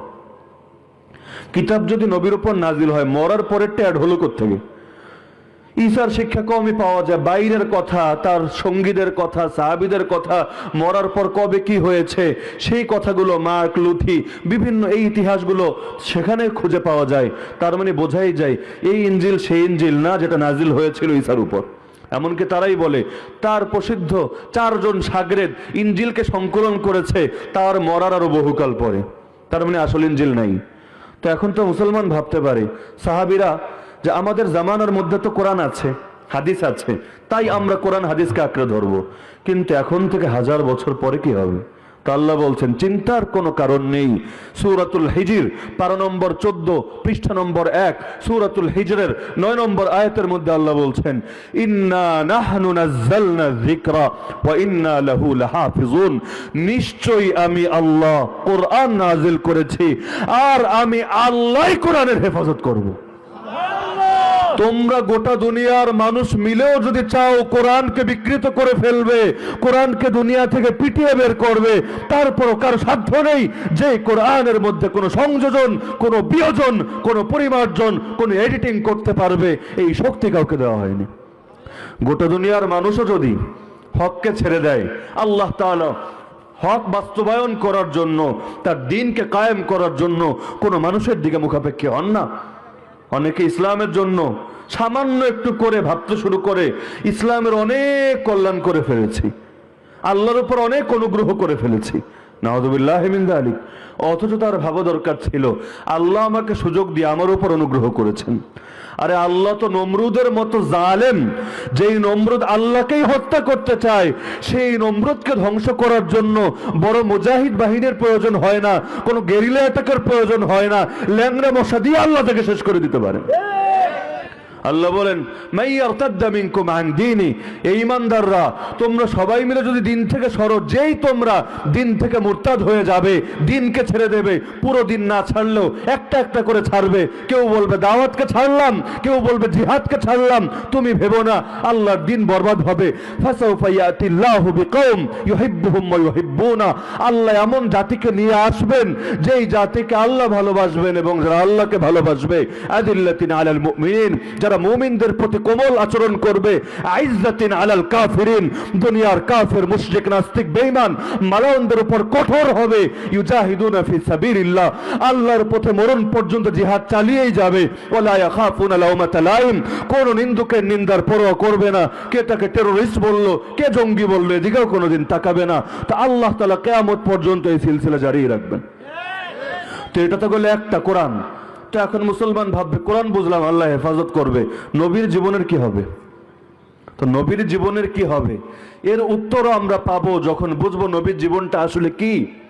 আয়েশা রাদিয়াল্লাহু আনহার কাছে এক তাবে এসে জিজ্ঞেস করলো, হে উম্মুল মুমিনিন, আমাদেরকে বলেন রাসূলের জীবন কেমন ছিল? তিনি তাকে জিজ্ঞেস করলেন, তুমি কি কোরআন পড়ো না? সে বলছে হ্যাঁ, কোরআন তো অবশ্যই পড়ি। আমি তো কোরআন জিজ্ঞেস করছি না, নবীর জীবন জিজ্ঞেস করছি। আয়েশা রাদিয়াল্লাহু আনহা জবাব দিলেন, কানা খুলুকুহু আল কুরআন, আমার নবীর জীবনাদর্শ ছিল এই কোরআন। তার মানে কোরআনের মধ্যে যেটাকে লিখিত আকারে দেখতে পাচ্ছ, তাত্ত্বিক ভাবে দেখতে পাচ্ছ, এর প্র্যাকটিক্যাল নমুনাই ছিল আমার নবীর জীবনাদর্শ। তার মানে কোরআনের ব্যাখ্যা, ওয়া আনজালনা ইলাইকা যিকর। আল্লাহ বলেন তোমার উপর কোরআন নাজিল করেছে কেন জানো? কোরআন তো তোমার মাধ্যম ছাড়াও দিতে পারতাম, আল্লাহ যা চান তাই পারেন। কোরআন আমাদের কাছে পৌঁছানোর জন্য নবীর মাধ্যম আল্লাহ মুখাপেক্ষী ছিলেন না, যে কোনো ভাবে পৌঁছাতে পারতেন। তো তোমার উপর কেন নাজিল করেছে হে মুহাম্মদ তুমি জানো? কারণ একটা, লিতুবাইয়িনা লিন-নাস মা নুজিলা ইলাইহিম, তুমি মানুষের সামনে তাদের উপর নাজিল হওয়া এই কোরআনকে সুস্পষ্ট ভাবে ব্যাখ্যা করবে। তার মানে কেউ যদি কোরআন বুঝতে চায় ব্যাখ্যা নিতে হবে কার থেকে? আরে বলেন না, নবীর থেকে।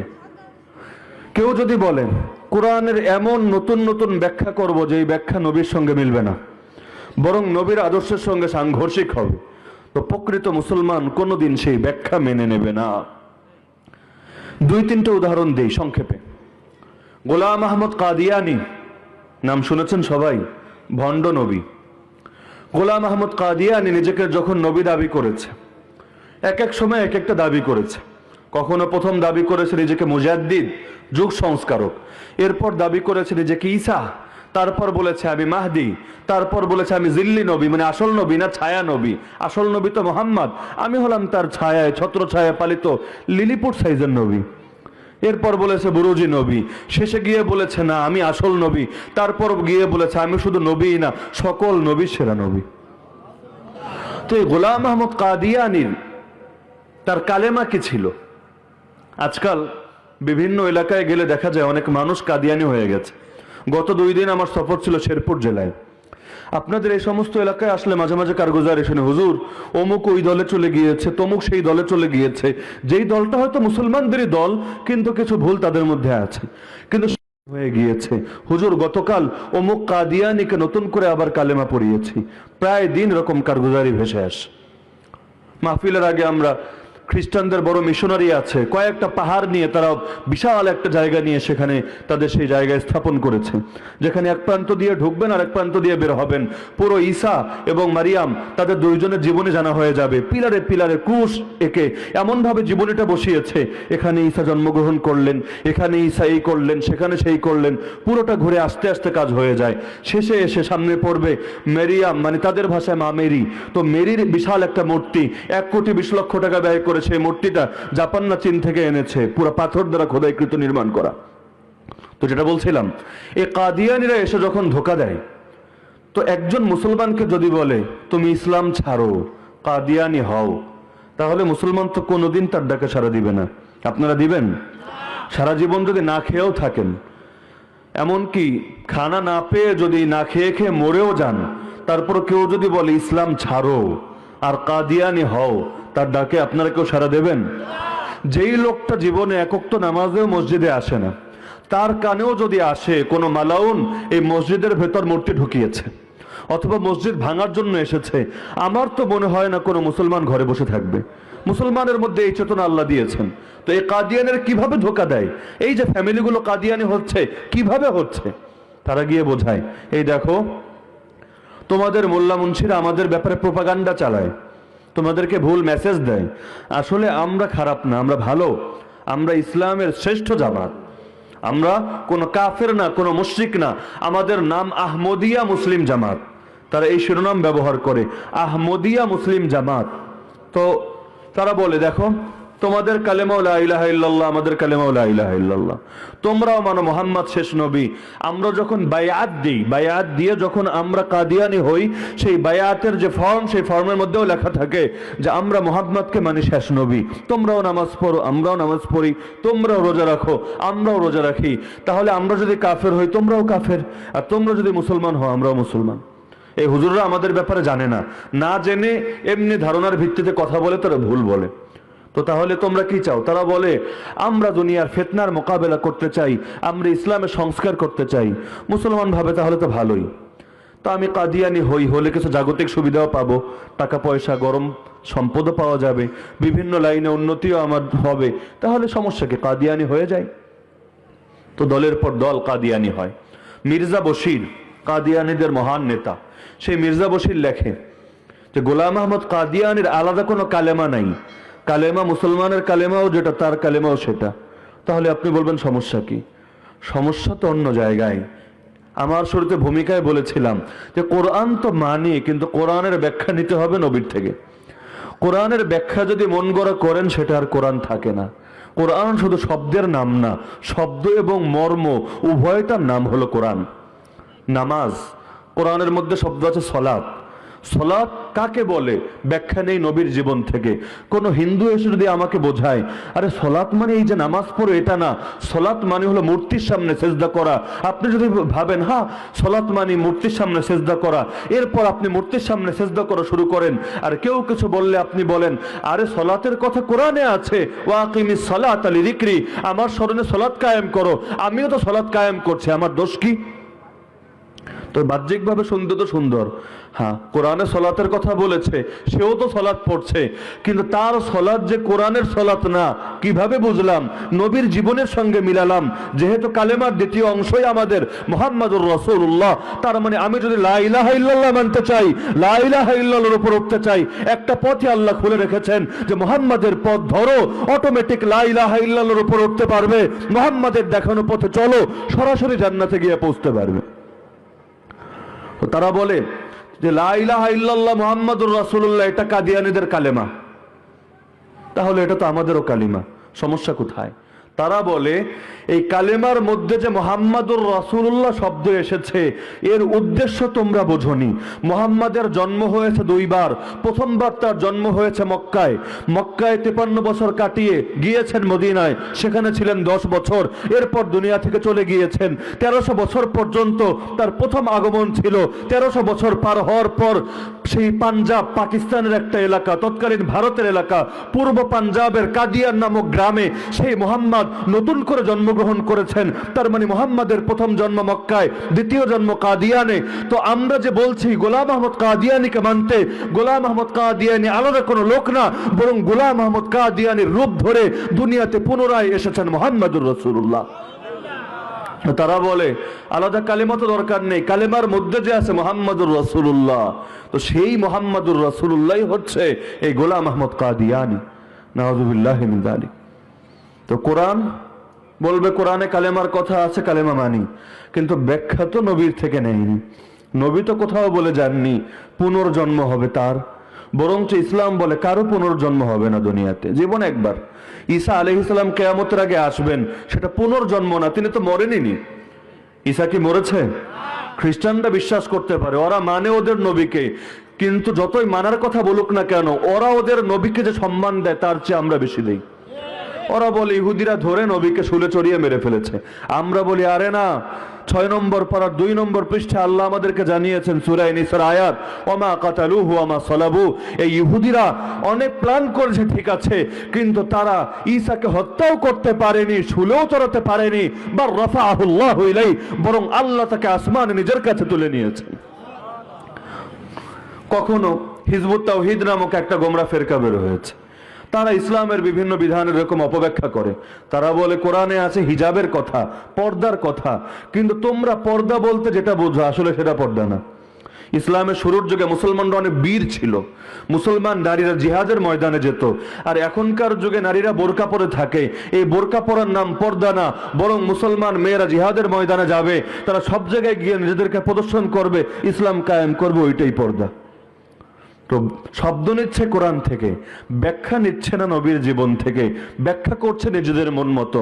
আলাদা দল হয়ে গিয়েছে, আর এক দল বের হয়েছে। এই দল নতুন করে বের হয়নি, কাদিয়ানীদের প্রতিষ্ঠার প্রেক্ষাপটে ছিল এটা। ভারতবর্ষ আপনারা জানেন একসময় অখণ্ড ছিল, পুরোটার নাম ছিল হিন্দুস্তান, ভারত ছিল না। হিন্দুস্তানের মধ্যে বাংলাদেশও ছিল, পাকিস্তানও ছিল, ভারতও ছিল, পুরোটা একসাথে। মুসলমানরা 800 বছর পর্যন্ত এই পুরো ভারতবর্ষকে শাসন করেছে। করার পর ব্রিটিশরা ষড়যন্ত্র করে এটাকে দখল করে নিয়েছিল। এরপর 200 বছর তারা শাসন করেছে। তারা প্রথম দিকে যখন এই অঞ্চলকে দখল করে নেয়, তখন টার্গেট করে করে বিপ্লবী যারা ছিল, যারা তাদের পথে বাধা হতে পারে, যারা সংগ্রামী ছিল, স্বাধীনতার কথা বলছিল, সবাইকে ধরে ধরে হত্যা করেছে। বিশেষ করে তাদের টার্গেটে ছিল আলেমরা, কারণ সেই সময়ে এই অঞ্চলের মধ্যে যারা ছিল, তো মুসলমানরা সর্বযুগে আলেমদেরকে অনুসরণ করে, তো আলেমরা ছিল মুসলমানদের লিডার। আর অন্যান্য ধর্মের যারা ছিল, শিখরা ছিল, হিন্দুরা ছিল, তাদের অধিকাংশের জীবনে পড়লেই দেখা যায় তারা ওদের পথে বাধা ছিল না, বরং ওদের গোলামি করেছিল। এই জন্য চাপটাও ছিল মুসলমানদের উপর। সরকারি চাকরি করতে পারতো না, অফিসার হতে পারতো না, বিভিন্ন ক্ষেত্রে মুসলমানদেরকে একবার থার্ড ক্লাস নাগরিক বানিয়ে রাখা হয়েছিল। এমনকি ভারতবর্ষের অনেকগুলো রোড এমন ছিল, যেই রোডে এমন কোনো গাছ ছিল না যেই গাছে কোনো না কোনো আলেমকে ফাঁসিতে ঝুলানো হয়নি। কাউকে পুড়িয়ে মেরেছে, কাউকে কামানের সামনে রেখে কামানের গোলা দিয়ে দেহকে ক্ষতবিক্ষত করে দিয়েছে, এক একজনকে এক একভাবে মেরেছে। কিন্তু 200 বছর সময়টা তো কম না। 10 বছর, 20 বছর, 30 বছর যায়, তারা দেখে যতই মারে না কেন এই জিহাদের অগ্নি স্ফুলিঙ্গ তো দমন করা যায় না। একজনকে মারলে 10 জন তৈরি হয়। আরে দুনিয়াতে খালিদ বিন ওয়ালিদ যেই দিন মরেছে সেই দিন কি ইসলাম থেমে গেছে? সালাহুদ্দিন আইয়ুবের যেই দিন কবর রচিত হয়েছে সেই দিন কি জিহাদ বন্ধ হয়ে গিয়েছে? আরে দুনিয়ার সব মুজাহিদ যদি মরে যায় তারপরও তো কোনোদিন এই জিহাদ, এই কোরআন, এই ইসলাম থেমে যাবে না, কারণ এর হেফাজতের দায়িত্ব তো নিয়েছেন স্বয়ং আল্লাহ। দুনিয়ার কাফের মুশরিকরা চায় জিহাদকে বন্ধ করবে, কিন্তু এই জিহাদকে তো চালু করেছেন আমার আল্লাহ।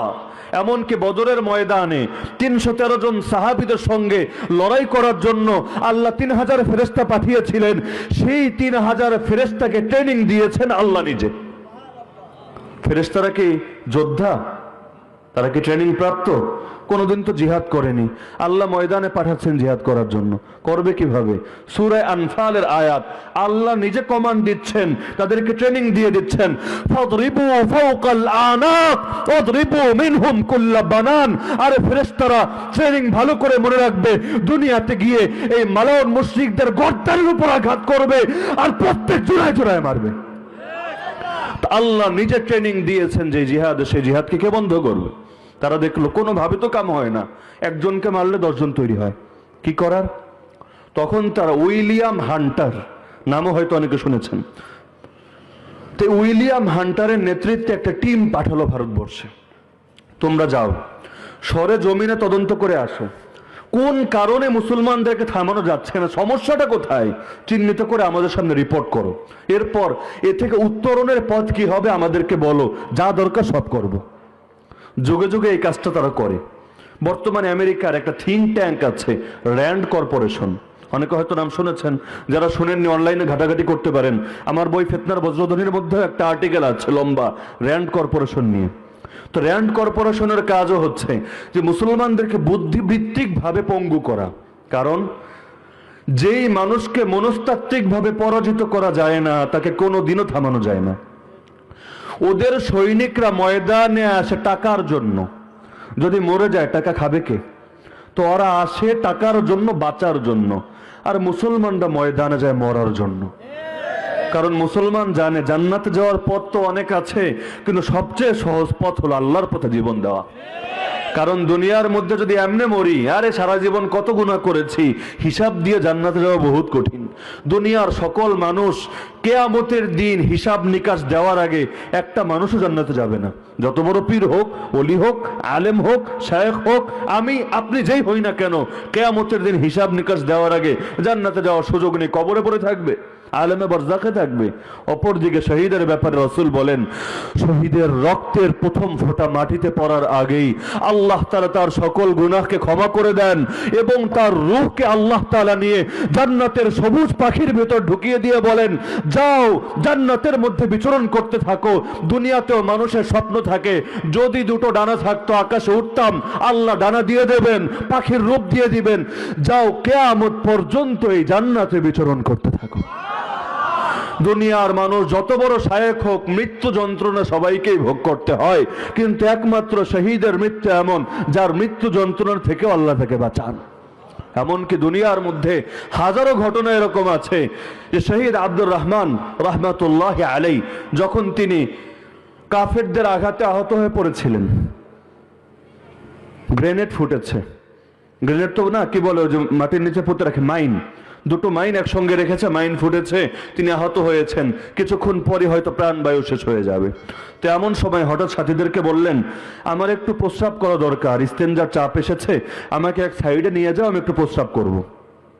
সাথীরা ধরাধরি করে এক কোনায় নিয়ে গেল। কাপড় খুলতে যাবেন, এমন সময় বলছে আরে না আমাকে এখান থেকে একটু সরাও, আরেক জায়গায় নিয়ে যাও, সেখানে আমি প্রস্রাব করব, এখানে পারবো না। আরেক জায়গায় নিয়ে গেল, কাপড় খুলতে যাবে আবার কাপড় বন্ধ করে আরেক জায়গায় নিতে বলে। কয়েকবার করার পর তারপর বলছে বাদ দাও, আমাকে যেভাবে আছে শুয়ে দাও, আমি আর ইস্তেঞ্জা করব না। সাথীরা তো পেরেশান, হযরত কি এমন সমস্যা হলো যে আপনি কাপড় খুলতে পারছেন না? আপনাকে তো কেউ দেখছে না, সামনে তো কেউ নেই, আমরা আড়ালে নিয়েছি। তিনি বলছে যখনই আমাকে এক প্রান্তে নিয়েছো তখনই আমি দেখেছি জান্নাতের হুররা আমাকে ইস্তেকবাল করার জন্য দুনিয়াতে চলে এসেছে। তো আমার লজ্জা লাগছিল সেই হুরদের সামনে কিভাবে আমি আমার লজ্জাস্থান খুলবো। তো জান্নাতের হুর যার ইস্তেকবালে চলে আসে তার মর্যাদা কত বেশি হতে পারে, এটা যার চোখ আছে, যাকে ভাবার মতো অন্তর এবং বিবেক আল্লাহ দিয়েছেন, একমাত্র সেই ভাবতে পারে। তো উইলিয়াম হান্টার গিয়ে তার সামনে রিপোর্ট পেশ করলো, লম্বা রিপোর্ট, বলার সময়ও নেই। এর মধ্যে 3টা প্রস্তাবনা সে রেখেছিল যে মুসলমানদেরকে যদি থামাতে চান এই 3 কাজ করতে হবে, যদি করতে পারেন থামানো যাবে। যুগে যুগে এই কাজ করে। ব্রিটিশদের কাছে রিপোর্ট পেশ করেছিল উইলিয়াম হান্টার, র্যান্ড কর্পোরেশন করে বর্তমান পৃথিবীর ব্যাপারে। র্যান্ডের একটা রিপোর্টের মধ্যে একটা প্রস্তাব আছে, কোথাও যদি মোল্লা ওমরকে দেখেন ইসলামের পক্ষে কাজ করছে, ইসলাম কায়েমের মেহনত করছে, আর এক পাশে আর এক মোল্লা ব্র্যাডলিকে দাঁড় করিয়ে দেন যে আমাদের পক্ষে দালালি করবে, মীর জাফর মীর সাদেক তৈরি করে দেন। তো তারা সেই সময়ে বলল যেহেতু মুসলমানরা জাগার মূল কারণ হলো আলেমরা, কারণ যখন এই ব্রিটিশরা এই ভারতবর্ষ দখল করে নিয়েছিল, আমাদের সকলের আকাবির শাহ আব্দুল আজিজ মুহাদ্দিস দেহলভী রহমতুল্লাহ আলাইহি তিনি ফতোয়া দিয়েছিলেন যে হিন্দুস্তান দারুল, যখন তিনি ফতোয়া জারি করলেন যে হিন্দুস্তান দারুল হারব, দারুল হারব মানে যুদ্ধ কবলিত রাষ্ট্র, অর্থাৎ এই হিন্দুস্তানকে দখল করে নিয়েছে ব্রিটিশরা, এখন থেকে প্রত্যেক বালেগ আকেল মুসলমানের উপর ফরজে আইন এই ভারতবর্ষকে ব্রিটিশদের হাত থেকে স্বাধীন করতে হবে এবং এই ব্রিটিশরা যেখান থেকে এসেছে মেরে সেখানেই ভাগাতে হবে। সেই যুগে তাদের সাহস ছিল, এজন্য ফতোয়া দিয়েছেন। এখনকার পৃথিবীতে কোনো ফতোয়া পাবেন না আপনি। আরাকানের খোঁজ নেন, কাশ্মীরের খোঁজ নেন, আফগানের খোঁজ নেন, গত 100 বছরেও পৃথিবীর কোনো অঞ্চলে কোথাও ফরজ হয়নি। যত মার খান, আমাদেরকে শিক্ষা দেওয়া হয় বাইবেলের শিক্ষা, এক গালে আঘাত করেছে আর এক গাল এগিয়ে দাও, সবর করো, সবর, সবরে মেওয়া ফলে।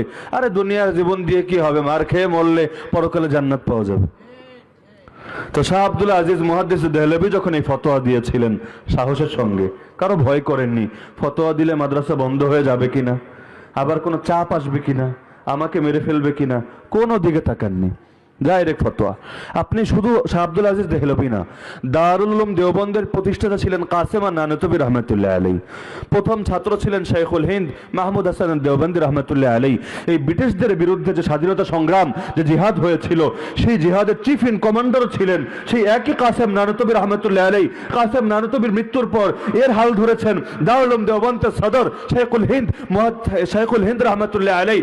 তার যখন শেষ হয়ে যায়, দুনিয়া থেকে চলে যান, তারপর হাল ধরেছিলেন এই কি বলে শাইখুল আরবি ওয়াল আজম হুসাইন আহমদ মাদানী রহমতুল্লাহ আলাইহি। শাইখুল হিন্দকে শেষ বয়সে মাল্টার দ্বীপে নির্বাসনে পাঠিয়ে দেওয়া হয়েছিল, বুড়ো বয়সে জেল সয়েছেন, জুলুম সয়েছেন, তারপরে জিহাদ ছাড়েননি। এমনকি শাইখুল হিন্দ বলেন দারুল উলুম দেওবন্দের প্রথম ছাত্র আমি, খুব ভালো করে জানি এই দেওবন্দকে কেন প্রতিষ্ঠা করা হয়েছে। একটা কারণে প্রতিষ্ঠা করা হয়েছে যে ভারতবর্ষে ব্রিটিশদের বিরুদ্ধে জিহাদ চলছিল, কিন্তু মুসলমান মরতে মরতে শেষ হয়ে যাচ্ছিল, বিশেষ করে তারা আলেমদেরকে টার্গেট করেছিল। তো সব আলেম যদি শেষ হয়ে যায়, জিহাদের নেতৃত্ব কারা দেবে? আলেম ছাড়া কোনো মেহনত তো চলতে পারে না। ইসলামের কোনো মেহনত আলেম ছাড়া চলবে? যেই মেহনত আলেম ছাড়া হবে, সেই মেহনত যদি শুরুতে হকও থাকে, বেশি দিন হক থাকবে না, শীঘ্রই শয়তান তার মধ্যে বাতিল ঢুকিয়ে দেবে। আজকাল কিছু মানুষ পারে, খুব পারে। তাবলীগের মধ্যে এক গ্রুপ বের হয়েছে না, তারা বলে আমরা আলেমদের টালেমদের মানি না, আমরা ওলামা বিদ্বেষী গ্রুপ, যেই আলেম আমার সঙ্গে যোগ দেবে না পিটিয়ে মেরে ফেলবো। গত বছর 1 ডিসেম্বর টঙ্গীর মাঠে যে রক্তাক্ত ট্র্যাজেডি হয়েছিল, কে তা জানে না? আলেম সহে নিতে রাজি না, আলেম নাম শুনলেই চুলকানি শুরু হয়ে যায়। এই গত কয়েকদিন আগে বাজারের মধ্যে একটা মাহফিল হলো, সেই মাহফিলের মধ্যে বেচারা হুঙ্কার দিল কওমি মাদ্রাসার আলেম দেখে পারলে যেন চিবিয়ে খাবে। মানে কওমি মাদ্রাসার আলেম, এই আলেম শব্দটাই সহ্য করে নিচ্ছে না যে আলেম মানে আমার দুশ্মন। আজকালকার যুগে পারে, কিন্তু ইসলামের শিক্ষা তো কোনো কালে এটা ছিল না। তো যেহেতু আলেমের পর আলেম শেষ হয়ে যাচ্ছে, তো শাইখুল হিন্দ বলেন যে সেই সময় কাসেম নানুতুবি রহমতুল্লাহ আলাইহি চিন্তা করলেন, এভাবে যদি সব আলেম মরে যায়, নতুন করে আলেম তৈরি না হয়, জিহাদের হালকে ধরবে, এই উদ্দেশ্যকে সামনে নিয়ে দারুল উলুম দেওবন্দ প্রতিষ্ঠা করেছিলেন। উদ্দেশ্য এটা ছিল না জিহাদ থেকে ভেগে মাদ্রাসায় গিয়ে লুকাবে, বরং উদ্দেশ্য ছিল এই মাদ্রাসা থেকে আলেম বের করবে, যে আলেমরা জিহাদের হাল ধরবে এবং এই ব্রিটিশদেরকে মেরে যেখান থেকে এসেছে সেখানে ভাগাবে। হ্যাঁ, সেই যুগের মধ্যে চেতনা ছিল যে আমাদের ইলম, আমাদের জীবন সবকিছু ইসলামের জন্য। আল্লামা ইকবাল রহমতুল্লাহ আলাইহি বলেন, মেরি জিंदगी का मकसद तेरे दीन की सरफराजी, मैं इसीलिए मुसलमान, मैं इसीलिए नमाजी। আয় আল্লাহ, আমার জীবনের লক্ষ্য তোমার দ্বীনের পাহারাদারি করা, এজন্যই আমি মুসলমান, এজন্যই আমি নামাজি। দ্বীন যদি না থাকে জীবন থাকার কি অর্থ? আরে আমাদের মতো কপাল পোড়া যারা মক্কা মদিনা থেকে অনেক দূরে যারা জন্মেছি, সারা জীবন তামান্না থাকে না আল্লাহ একটা বার হলেও সেই মক্কা মদিনা জিয়ারতের তৌফিক দিও? কি তামান্না নাই আপনাদের? সবার আছে। কাবা শরীফের মধ্যে, সেই হারামের মধ্যে, মসজিদে হারামে এক রাকাত নামাজ পড়লে কয় রাকাতে সওয়াব? আরে বলেন না, কয় রাকাত? 1 লক্ষ রাকাত। 1 লক্ষ রাকাত নামাজ পড়া যায়, সেই কথা কয় মাস না কয় বছর লাগবে। আর 1 রাকাত নামাজ পড়লে 1 লক্ষ রাকাত নামাজের সওয়াব। তো এতই যখন ফজিলত, আমার নবী কেন মক্কা ছাড়লেন, কেন কাবা ছাড়লেন? যখন মক্কা থেকে বের হচ্ছেন বারবার পেছনের দিকে তাকাচ্ছেন, কাবাকে সম্বোধন করে বলছেন, হে কাবা, হে আল্লাহর ঘর, আমি তোমাকে ছেড়ে যেতে চাইনি, কোনোদিন তোমাকে ছাড়তাম না, কিন্তু যেখানে থেকে আল্লাহর দিন পালন করা যায় না সেখানে তো আমি থাকবো না। তারা আমাকে এখানে থেকে আল্লাহর দিন কায়েম করতে দেয়নি, তাই আমি চলে যেতে বাধ্য হচ্ছি। আমার কওমের লোকেরা যদি আমাকে বের না করে দিত, কোনোদিনও আমি তোমাকে ছাড়তাম না। আমাদের মসজিদগুলোকে কাবার চাইতে শ্রেষ্ঠ? আরে বলেন না, শ্রেষ্ঠ? আমাদের মাদ্রাসাগুলোকে রাসূলের মাদ্রাসার চাইতে শ্রেষ্ঠ? আমাদের খানকাগুলোকে রাসূলের খানকার চাইতে বেশি দামি? তো সেই রাসূল কাবা ছাড়ছেন কেন? কাবার ভেতর থেকেও যদি ইসলাম পূর্ণাঙ্গ ভাবে না মানা যায়, সেই কাবার ভেতরে থাকারও কোনো অর্থ হয় না। কাবায় আবার ফিরবো, কিন্তু যেদিন ফিরবো 360 মূর্তিকে বের করব, কাবার মধ্যে তাওহীদ কায়েম করব, তারপর ফিরবো। মুসলমান সব সময় সে হকের চিন্তা করে, যদি কোনো জায়গা থেকে হক সরে যায় সেখানে সে থাকে না। আজকালকার যুগে মূলনীতি পাল্টে গেছে। কোনো মানুষ কথায় কথা সৌদির দলিল দেয়। আপনি যদি রাজতন্ত্রের বিপক্ষে কথা বলেন, সে বলবে সৌদি আরবেই চলে রাজতন্ত্র, সুতরাং রাজতন্ত্র মানে ইসলাম। কিছু মানুষ নিজামুদ্দিনের কথা বলে, আপনি যদি বলেন তারা এই ক্ষেত্রে ভুল করেছে, তারা বলে নিজামুদ্দিন থেকে তবলিগ শুরু হয়েছে, সুতরাং নিজামুদ্দিন যা বলবে সেটাই হক, জায়গাকে দলিল বানিয়েছে। আরে ভাই, নিজামুদ্দিনের মর্যাদা কি কাবার চাইতে বেশি? আরে কাবার চাইতে বেশি? সেই কাবার মধ্যে যদি 360 মূর্তি ঢুকতে পারে, দুনিয়ায় অন্য জায়গায় 3,60,000 মূর্তিও ঢুকতে পারে। তো যখন তিনি ফতোয়া দিলেন, তখন চারিদিকে দাবানলের মতো জিহাদের স্পৃহা ছড়িয়ে গেল। যেহেতু ভারতবর্ষ দারুল হার্ব, এখন এটাকে মুক্ত করতে হবে। তো উইলিয়াম হান্টারের প্রথম প্রস্তাব ছিল, যেহেতু মানুষ আলেমদের দিকে ফিরছে, এই কথাটা খুব ভালো করে খেয়াল করবেন, তার প্রস্তাবটা কি ছিল, এখনকার যুগের সঙ্গে সেটার কতটুকু মিল? যেহেতু মানুষরা আলেমদেরকে মহব্বত করে, তাদেরকে অনুসরণ করে, এজন্য দরিদ্র কিছু আলেমদেরকে বিভিন্ন টাকা পয়সা, সুযোগ সুবিধা, পদ এবং পদবি দিয়ে কিনে নিতে হবে। প্রথমে মিশনের কথা বলা যাবে না, কিনতে হবে। কেনার পর যখন তারা আমাদের অধীনে চলে আসবে, তাদের থেকে আমাদের সুবিধা অনুযায়ী ফতোয়া বের করতে হবে। তার প্রস্তাবনার মধ্যে ছিল যে ভারতবর্ষকে দারুল আমান ঘোষণা করাতে হবে। দারুল হার্ব ফতোয়া দিয়েছিলেন শাহ আব্দুল আজিজ, দারুল হার্ব মানে যুদ্ধ কবলিত রাষ্ট্র। তার প্রস্তাব ছিল ভারতবর্ষকে দারুল আমান ফতোয়া দিতে হবে। দারুল আমান মানে নিরাপদ রাষ্ট্র, ইসলাম এবং মুসলিম উম্মার জন্য নিরাপদ। তো এবং তারপর সে লিখেছে, এই আলেমরা যখন মানুষের সামনে বলবে ভারতবর্ষ দারুল হার্ব না, ভারতবর্ষ দারুল আমান, ব্রিটিশ সরকার, তারা যেহেতু আমাদের সরকার, আমাদের নেতা, সুতরাং তাদের আনুগত্য করা ফরজ। কোরআনে শাসকের আনুগত্যের কথা বলা হয়েছে। আর যেহেতু ব্রিটিশরা ধর্ম পালনে বাধা দেয় না, কেন বাধা দেয় না? বাধা তো দিয়েছে। মুসলমানদের 800 বছরের খেলাফতকে ধ্বংস করেছে, কিন্তু তারা বলেছে ইসলামকে 2 ভাগ করতে হবে। এক ভাগের নাম হবে রাজনৈতিক ইসলাম, আর এক ভাগের নাম হবে ব্যক্তিগত ব্যক্তিগত ইসলাম। আমরা মানুষকে বোঝাবো ব্রিটিশ সরকার তো ব্যক্তিগত ইসলাম পালনে বাধা দেয় না, ব্যক্তিগত পর্যায়ে নামাজ পড়া যায়, রোজা রাখা যায়, হজ করা যায়, যাকাত দেওয়া যায়, ওরা তো এগুলোতে বাধা দেয় না। সুতরাং যেই সরকার ব্যক্তিগত ইসলাম পালনে বাধা দেয় না তার বিরুদ্ধে জিহাদ করা যাবে না। তো তারা এই প্রস্তাবটা কেন দিল? যে মানুষ আলেমকে মানে, কথা খেয়াল করবেন, মানুষ আলেমকে মানে। আলেমের বিপক্ষে যদি শাসক না গোটা দুনিয়াও দাঁড়ায়, যেই ব্যক্তি হক চায় সে আলেমের পক্ষেই থাকবে। কিন্তু আলেমের মোকাবেলায় যদি আরেক জালেম আলেমকে দাঁড় করিয়ে দেওয়া যায়, মানুষ বিভ্রান্ত হবে। আজকাল এই ওলামা বিদ্বেষী কাউকেও যদি আপনি বলেন ভাই ওলামায়ে কেরামের সাথে আসো, ওলামাদের নিয়ে কেন অত তোমার চুলকানি, সে তখন বলবে আমাদের সঙ্গেও আলেম আছে। বলে না এই কথা? তার মানে তার সঙ্গে দুই চারজন আলেম আছে, যে আলেমরা একসময় হয়তো গরিব ছিল, তাদের টাকা পয়সা পেয়ে এখন অনেক বড়লোক হয়েছে, বিভিন্ন সুযোগ সুবিধা দিয়ে তারা কিনে নিয়েছে, তারা এখন এটাকে দলিল বানাচ্ছে আমাদের পক্ষেও তো আলেম আছে। তো মানুষও কনফিউজড হয়ে যায়। আমাদেরকে মাঝে মাঝে এসে বলে হুজুর এক এক হুজুর এক এক কথা কয়, আমরা কোনটা মানুম? তো যেহেতু এক একজনে এক একটা কয়, একটা মানলেই কামিয়াব, বলে না এরকম? তাদেরকে সহজভাবে বলা যায়, দেখো যেই যুগে মোহাম্মদুর রাসূলুল্লাহ নবী হয়ে দুনিয়াতে এসেছিলেন, মোহাম্মদুর রাসূলুল্লাহ কয়জন? নাকি তিনি একাধিক মানুষ? একজন। যেই সময়ে আমার নবী দুনিয়ায় জীবিত ঠিক সেই সময়ে দুইজন ভণ্ড নবীও দুনিয়াতে ছিল। একজনের নাম মুসাইলামা কাযযাব, আর একজনের নাম আসওয়াদ আনসি। তাহলে হক নবী একজন, বাতিল নবী দুইজন। এখন যদি কেউ বলে যে হুজুর এক এক হুজুরে তো এক এক কথা কয়, এক এক নবী এক এক কথা কয়, তো আমার কাছে মনে হয়েছে তারা হক তাই আমি তাদেরকে মেনেছি। আপনারা অমনোযোগী হলে কথা আমি শেষ করতে পারবো না। সবাই এদিকে ফিরেন, মনোযোগ দেন। এক একজন এক এক কথা বলছে। এই যুক্তি দিয়ে কেউ যদি বলে মোহাম্মদকে মানি না, মুসাইলামা কাযযাবকে মানি, আসওয়াদ আনসিকে মানি, তার এই কথাকে কিয়ামতের দিন তাকে বাঁচাবে? কেন? আল্লাহ তো তোমাকে গরু বানায়নি, ছাগল বানায়নি, কুত্তা বানায়নি, মানুষ বানিয়েছেন, বিবেক দিয়েছেন। আল্লাহ তাদেরকে বিবেক দেননি, তাদের জন্য জান্নাত জাহান্নামও নির্ধারণ করেননি, তাদের জন্য হক চেনারও কোনো মাসালা রাখেননি। কিন্তু আল্লাহ তো আমাদেরকে আকল দিয়েছেন। এই আকল তো এজন্য দেননি শুধু দুনিয়ার পেছনে ঘুরে দৌড়াবো আর তাদের মধ্যে যাব, শুধু এজন্য তো না। এই আকলকে দিয়েছেন যে আমি আকল দিয়ে হক চিনবো, হক জানবো, হকের উপর চলবো, হকের জন্য জীবন দেবো। এজন্য দুনিয়ার সবাই যাই বলুক না কেন, আমি যদি আমার আকলকে কাজে লাগাই, আমি যদি হককে সন্ধান করতে চাই, ওয়াল্লাযীনা জাহাদু ফিনা লানাহদিয়ান্নাহুম সুবুলানা, আল্লাহ বলেন যারা আমার পথে মেহনত চালাবে, চেষ্টা সংগ্রাম করবে, আমি আল্লাহ হেদায়েতের পথে তাদেরকে পরিচালিত করব। দুনিয়ার সবাই যে কথাই বলুক না কেন, যেই মানুষ হকের উপর চলতে চায় আল্লাহ অবশ্যই তাকে হকের উপর চালাবেন। তো সর্বশেষ কথা হলো, আমি তো বলছিলাম যে কোরআন এবং সুন্নাহ দুই জিনিস রাসূল রেখে গিয়েছেন, দুই জিনিস যতদিন ধরে রাখবো পথ হারাবো না। আর এই দুই জিনিসের বাইরে ইয়াকুম মুহদাসাতিল উমুর, নিত্য নতুন নবদ্ভাবিত যত পথ, যত মত, যত আদর্শ আমাদের সামনে আসবে, রাসূল বলছেন খবরদার এগুলো থেকে দূরে থাকো।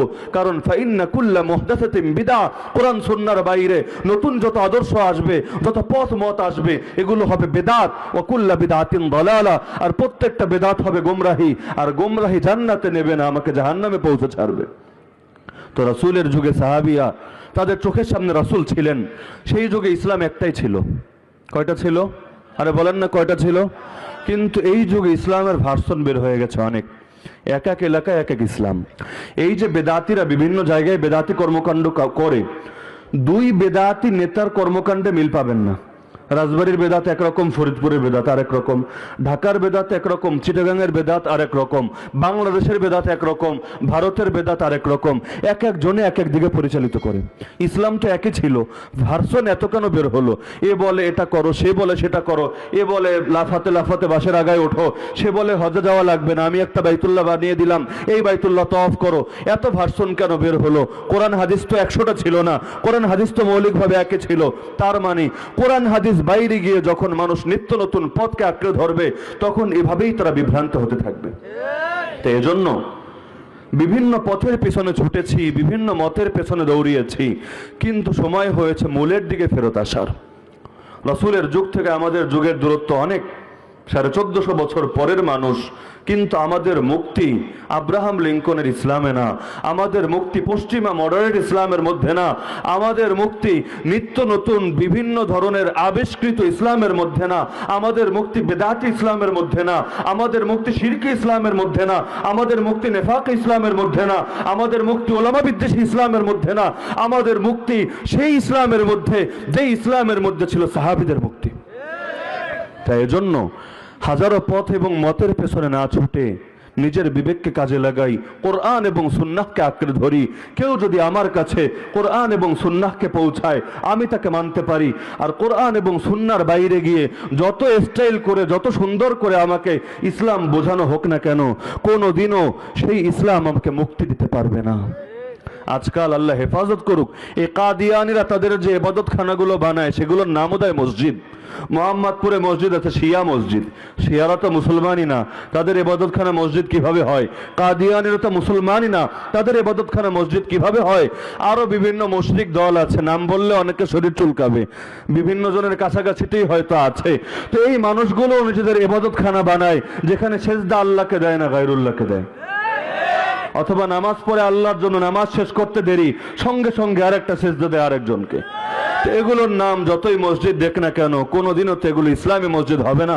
রাসূলের যুগেই তো একদিকে ছিল মদিনার মসজিদ, আরেকদিকে ছিল মসজিদে জিরার, যে মসজিদকে মুনাফিকরা বানিয়েছিল। উদ্দেশ্য ছিল মুসলমানদের মধ্যে ফিতনা করা, কিন্তু অন্য শিরোনাম দিয়ে বানালে মুসলমানরা বুঝে ফেলবে। মসজিদ শিরোনাম দিয়ে বানালো, আল্লাহ তার নবীকে আদেশ দিলেন, যাও মসজিদ ভেঙে দিয়ে আস। তো ইসলামের নাম লাগালে ইসলাম হয়ে যায় না। আমি এখানে বসে যদি দাবি করি তোমরা এতকাল ভুল জেনেছো, যেই ব্যক্তিকে ডোনাল্ড ট্রাম্প ভেবেছো, আমেরিকার প্রেসিডেন্ট ভেবেছো, আসলে সে ডোনাল্ড ট্রাম্প না, আমি ডোনাল্ড ট্রাম্প, আমি আমেরিকার প্রেসিডেন্ট। যদি এই কথা বললে কেউ বিশ্বাস করবেন না, কারণ কথা শুনেই বিভ্রান্ত হবেন না, বাস্তবতার সঙ্গে মিলাবেন। তো বাপদাদার থেকে যে ইসলাম পেয়েছি, বিভিন্ন পীর মাশায়েখের থেকে যে ইসলাম পেয়েছি, বিভিন্ন অঞ্চলের এই ধরনের লেবাস পরা মানুষের থেকেও যে ইসলাম পেয়েছি, একবার কোরআন সুন্নাহর সঙ্গে মেলানো দরকার। আজকাল তো অবস্থা হয়েছে এমন, কাউকে যদি বোঝানো হয়, ভাই দেখো কোরআনের মধ্যে এই কথা বলা হয়েছে, কিন্তু তোমার নেতা তোমাকে অন্য কথা বলেছে। রাসূল বলেছেন, আমি যদি আল্লাহ ছাড়া অন্য কাউকে সেজদা করার আদেশ দিতাম, স্ত্রীকে আদেশ দিতাম স্বামীকে সেজদা করার। তার মানে কি অনুমতি দেননি? সেজদা একমাত্র আল্লাহর জন্য হবে।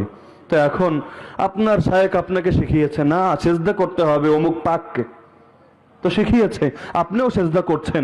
একবার কোরআনের সঙ্গে, একবার হাদিসের সঙ্গে মিলিয়ে দেখারও চিন্তা করছে না, একটু মিলিয়ে দেখি আসলে মিলল কিনা। মিললে আলহামদুলিল্লাহ, এর জন্য আমি জীবন দিতেও রাজি।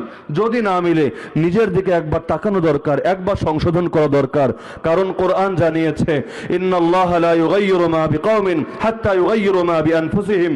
কোন জাতি, কোন সম্প্রদায়ের লোকেরা যদি নিজেরা নিজেদের অবস্থা পরিবর্তন না করে, আল্লাহ তাদের অবস্থা পরিবর্তন করবে না।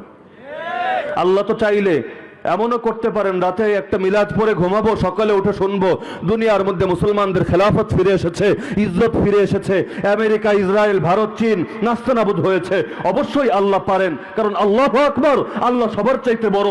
ইন্নাল্লাহা আলা কুল্লি শাইইন কাদির, নিশ্চয় আল্লাহ সবকিছুর উপর পরিপূর্ণ ক্ষমতাবান। তাহলে করেন না কেন? কারণ এটা আল্লাহর সুন্নাহ না, আল্লাহর নিজাম না। আল্লাহ নিজাম বানিয়েছেন, কাতিলুহুম, তোমরা তাদের বিরুদ্ধে জিহাদ করো, ইউআযিবহুমুল্লাহু বিআইদিকুম, আযাব তোমরা দিবে না, আযাব আল্লাহই দিবে, কিন্তু তোমাদের এই হাত দিয়ে দিবে। যখন আমার নবী সেই কাফেরদের দিকে ধুলোবালি ছুড়লেন, সবার চোখে গিয়ে পৌঁছলো, আল্লাহ বললেন, ফালাম তাকতুলুহুম, তোমরা বদরের ময়দানে তাদেরকে হত্যা করোনি, ওয়ালাকিন্নাল্লাহ কাতালাহুম, আল্লাহ তাদেরকে হত্যা করেছেন। ওমা রামাইতা ইয রামাইতা, নবী আপনি যখন ধুলো নিক্ষেপ করেছেন আপনি করেননি, আপনার এই শক্তি নেই সবার চোখে ধুলা পৌঁছানো। ওয়ালাকিন্নাল্লাহ রামা, আল্লাহ করেছেন আল্লাহ, মাধ্যম হয়েছে তোমরা। তো একইভাবে শিরিক থেকে যদি বের হতে চাই, কুফর থেকে বের হতে চাই, বেদাত নেফাক থেকে যদি বের হতে চাই, ইসলামের নামে যত অনইসলামিক কর্মকাণ্ড চলছে যদি বের হতে চাই, উদ্যোগ নিতে হবে আমাকে, সাহায্য করবেন আল্লাহ। তো এজন্য শেষ পর্যায়ে এই আবেদনটাই রেখে যাই, আমাদের আশপাশে যত ধরনের মুনকার কাজ হয়, বেদাত হয়, শিরিক হয়, নেফাক হয়, আল্লাহর খেয়ে আল্লাহর পরে আল্লাহর জমিনে আল্লাহর সঙ্গে নেমক হারামি করে, চুপ থাকলে মুক্তি পাবো না। আমাদের শ্রেষ্ঠত্ব চুপ থাকার জন্য না, আমাদের শ্রেষ্ঠত্ব মানুষকে সৎ কাজের আদেশ করার জন্য এবং অসৎ কাজ থেকে নিষেধ করার জন্য। রাসূলের এই আমানতকে ধারণ করি, এই আমানতকে মানুষের দুয়ারে দুয়ারে পৌঁছে দেই। আরে আমার নবী যদি আমানত পৌঁছতে গিয়ে তায়েফের ময়দান রক্তাক্ত হতে পারেন, উহুদের ময়দানে দাঁত শহীদ করাতে পারেন, নবীর রক্তের চাইতে আমার রক্তের দাম বেশি না? আমরাও প্রয়োজনে পুরো রাজবাড়ি সবাই মিলে ইসলামের জন্য রক্ত বিলিয়ে দেব, তারপরও আমরা এই জীবনে ইসলামের মানহানি সহ্য করে নেব না। সিদ্দিক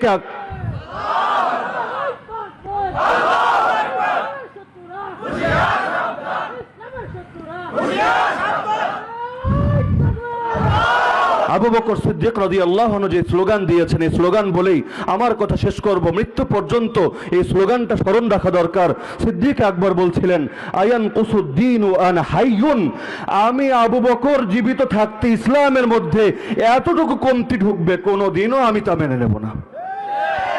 আল্লাহ তাদেরকে শ্রেষ্ঠত্ব দিয়েছেন, মর্যাদা দিয়েছেন, তারপরও তারা ইসলামের জন্য রক্ত দিতে রাজি।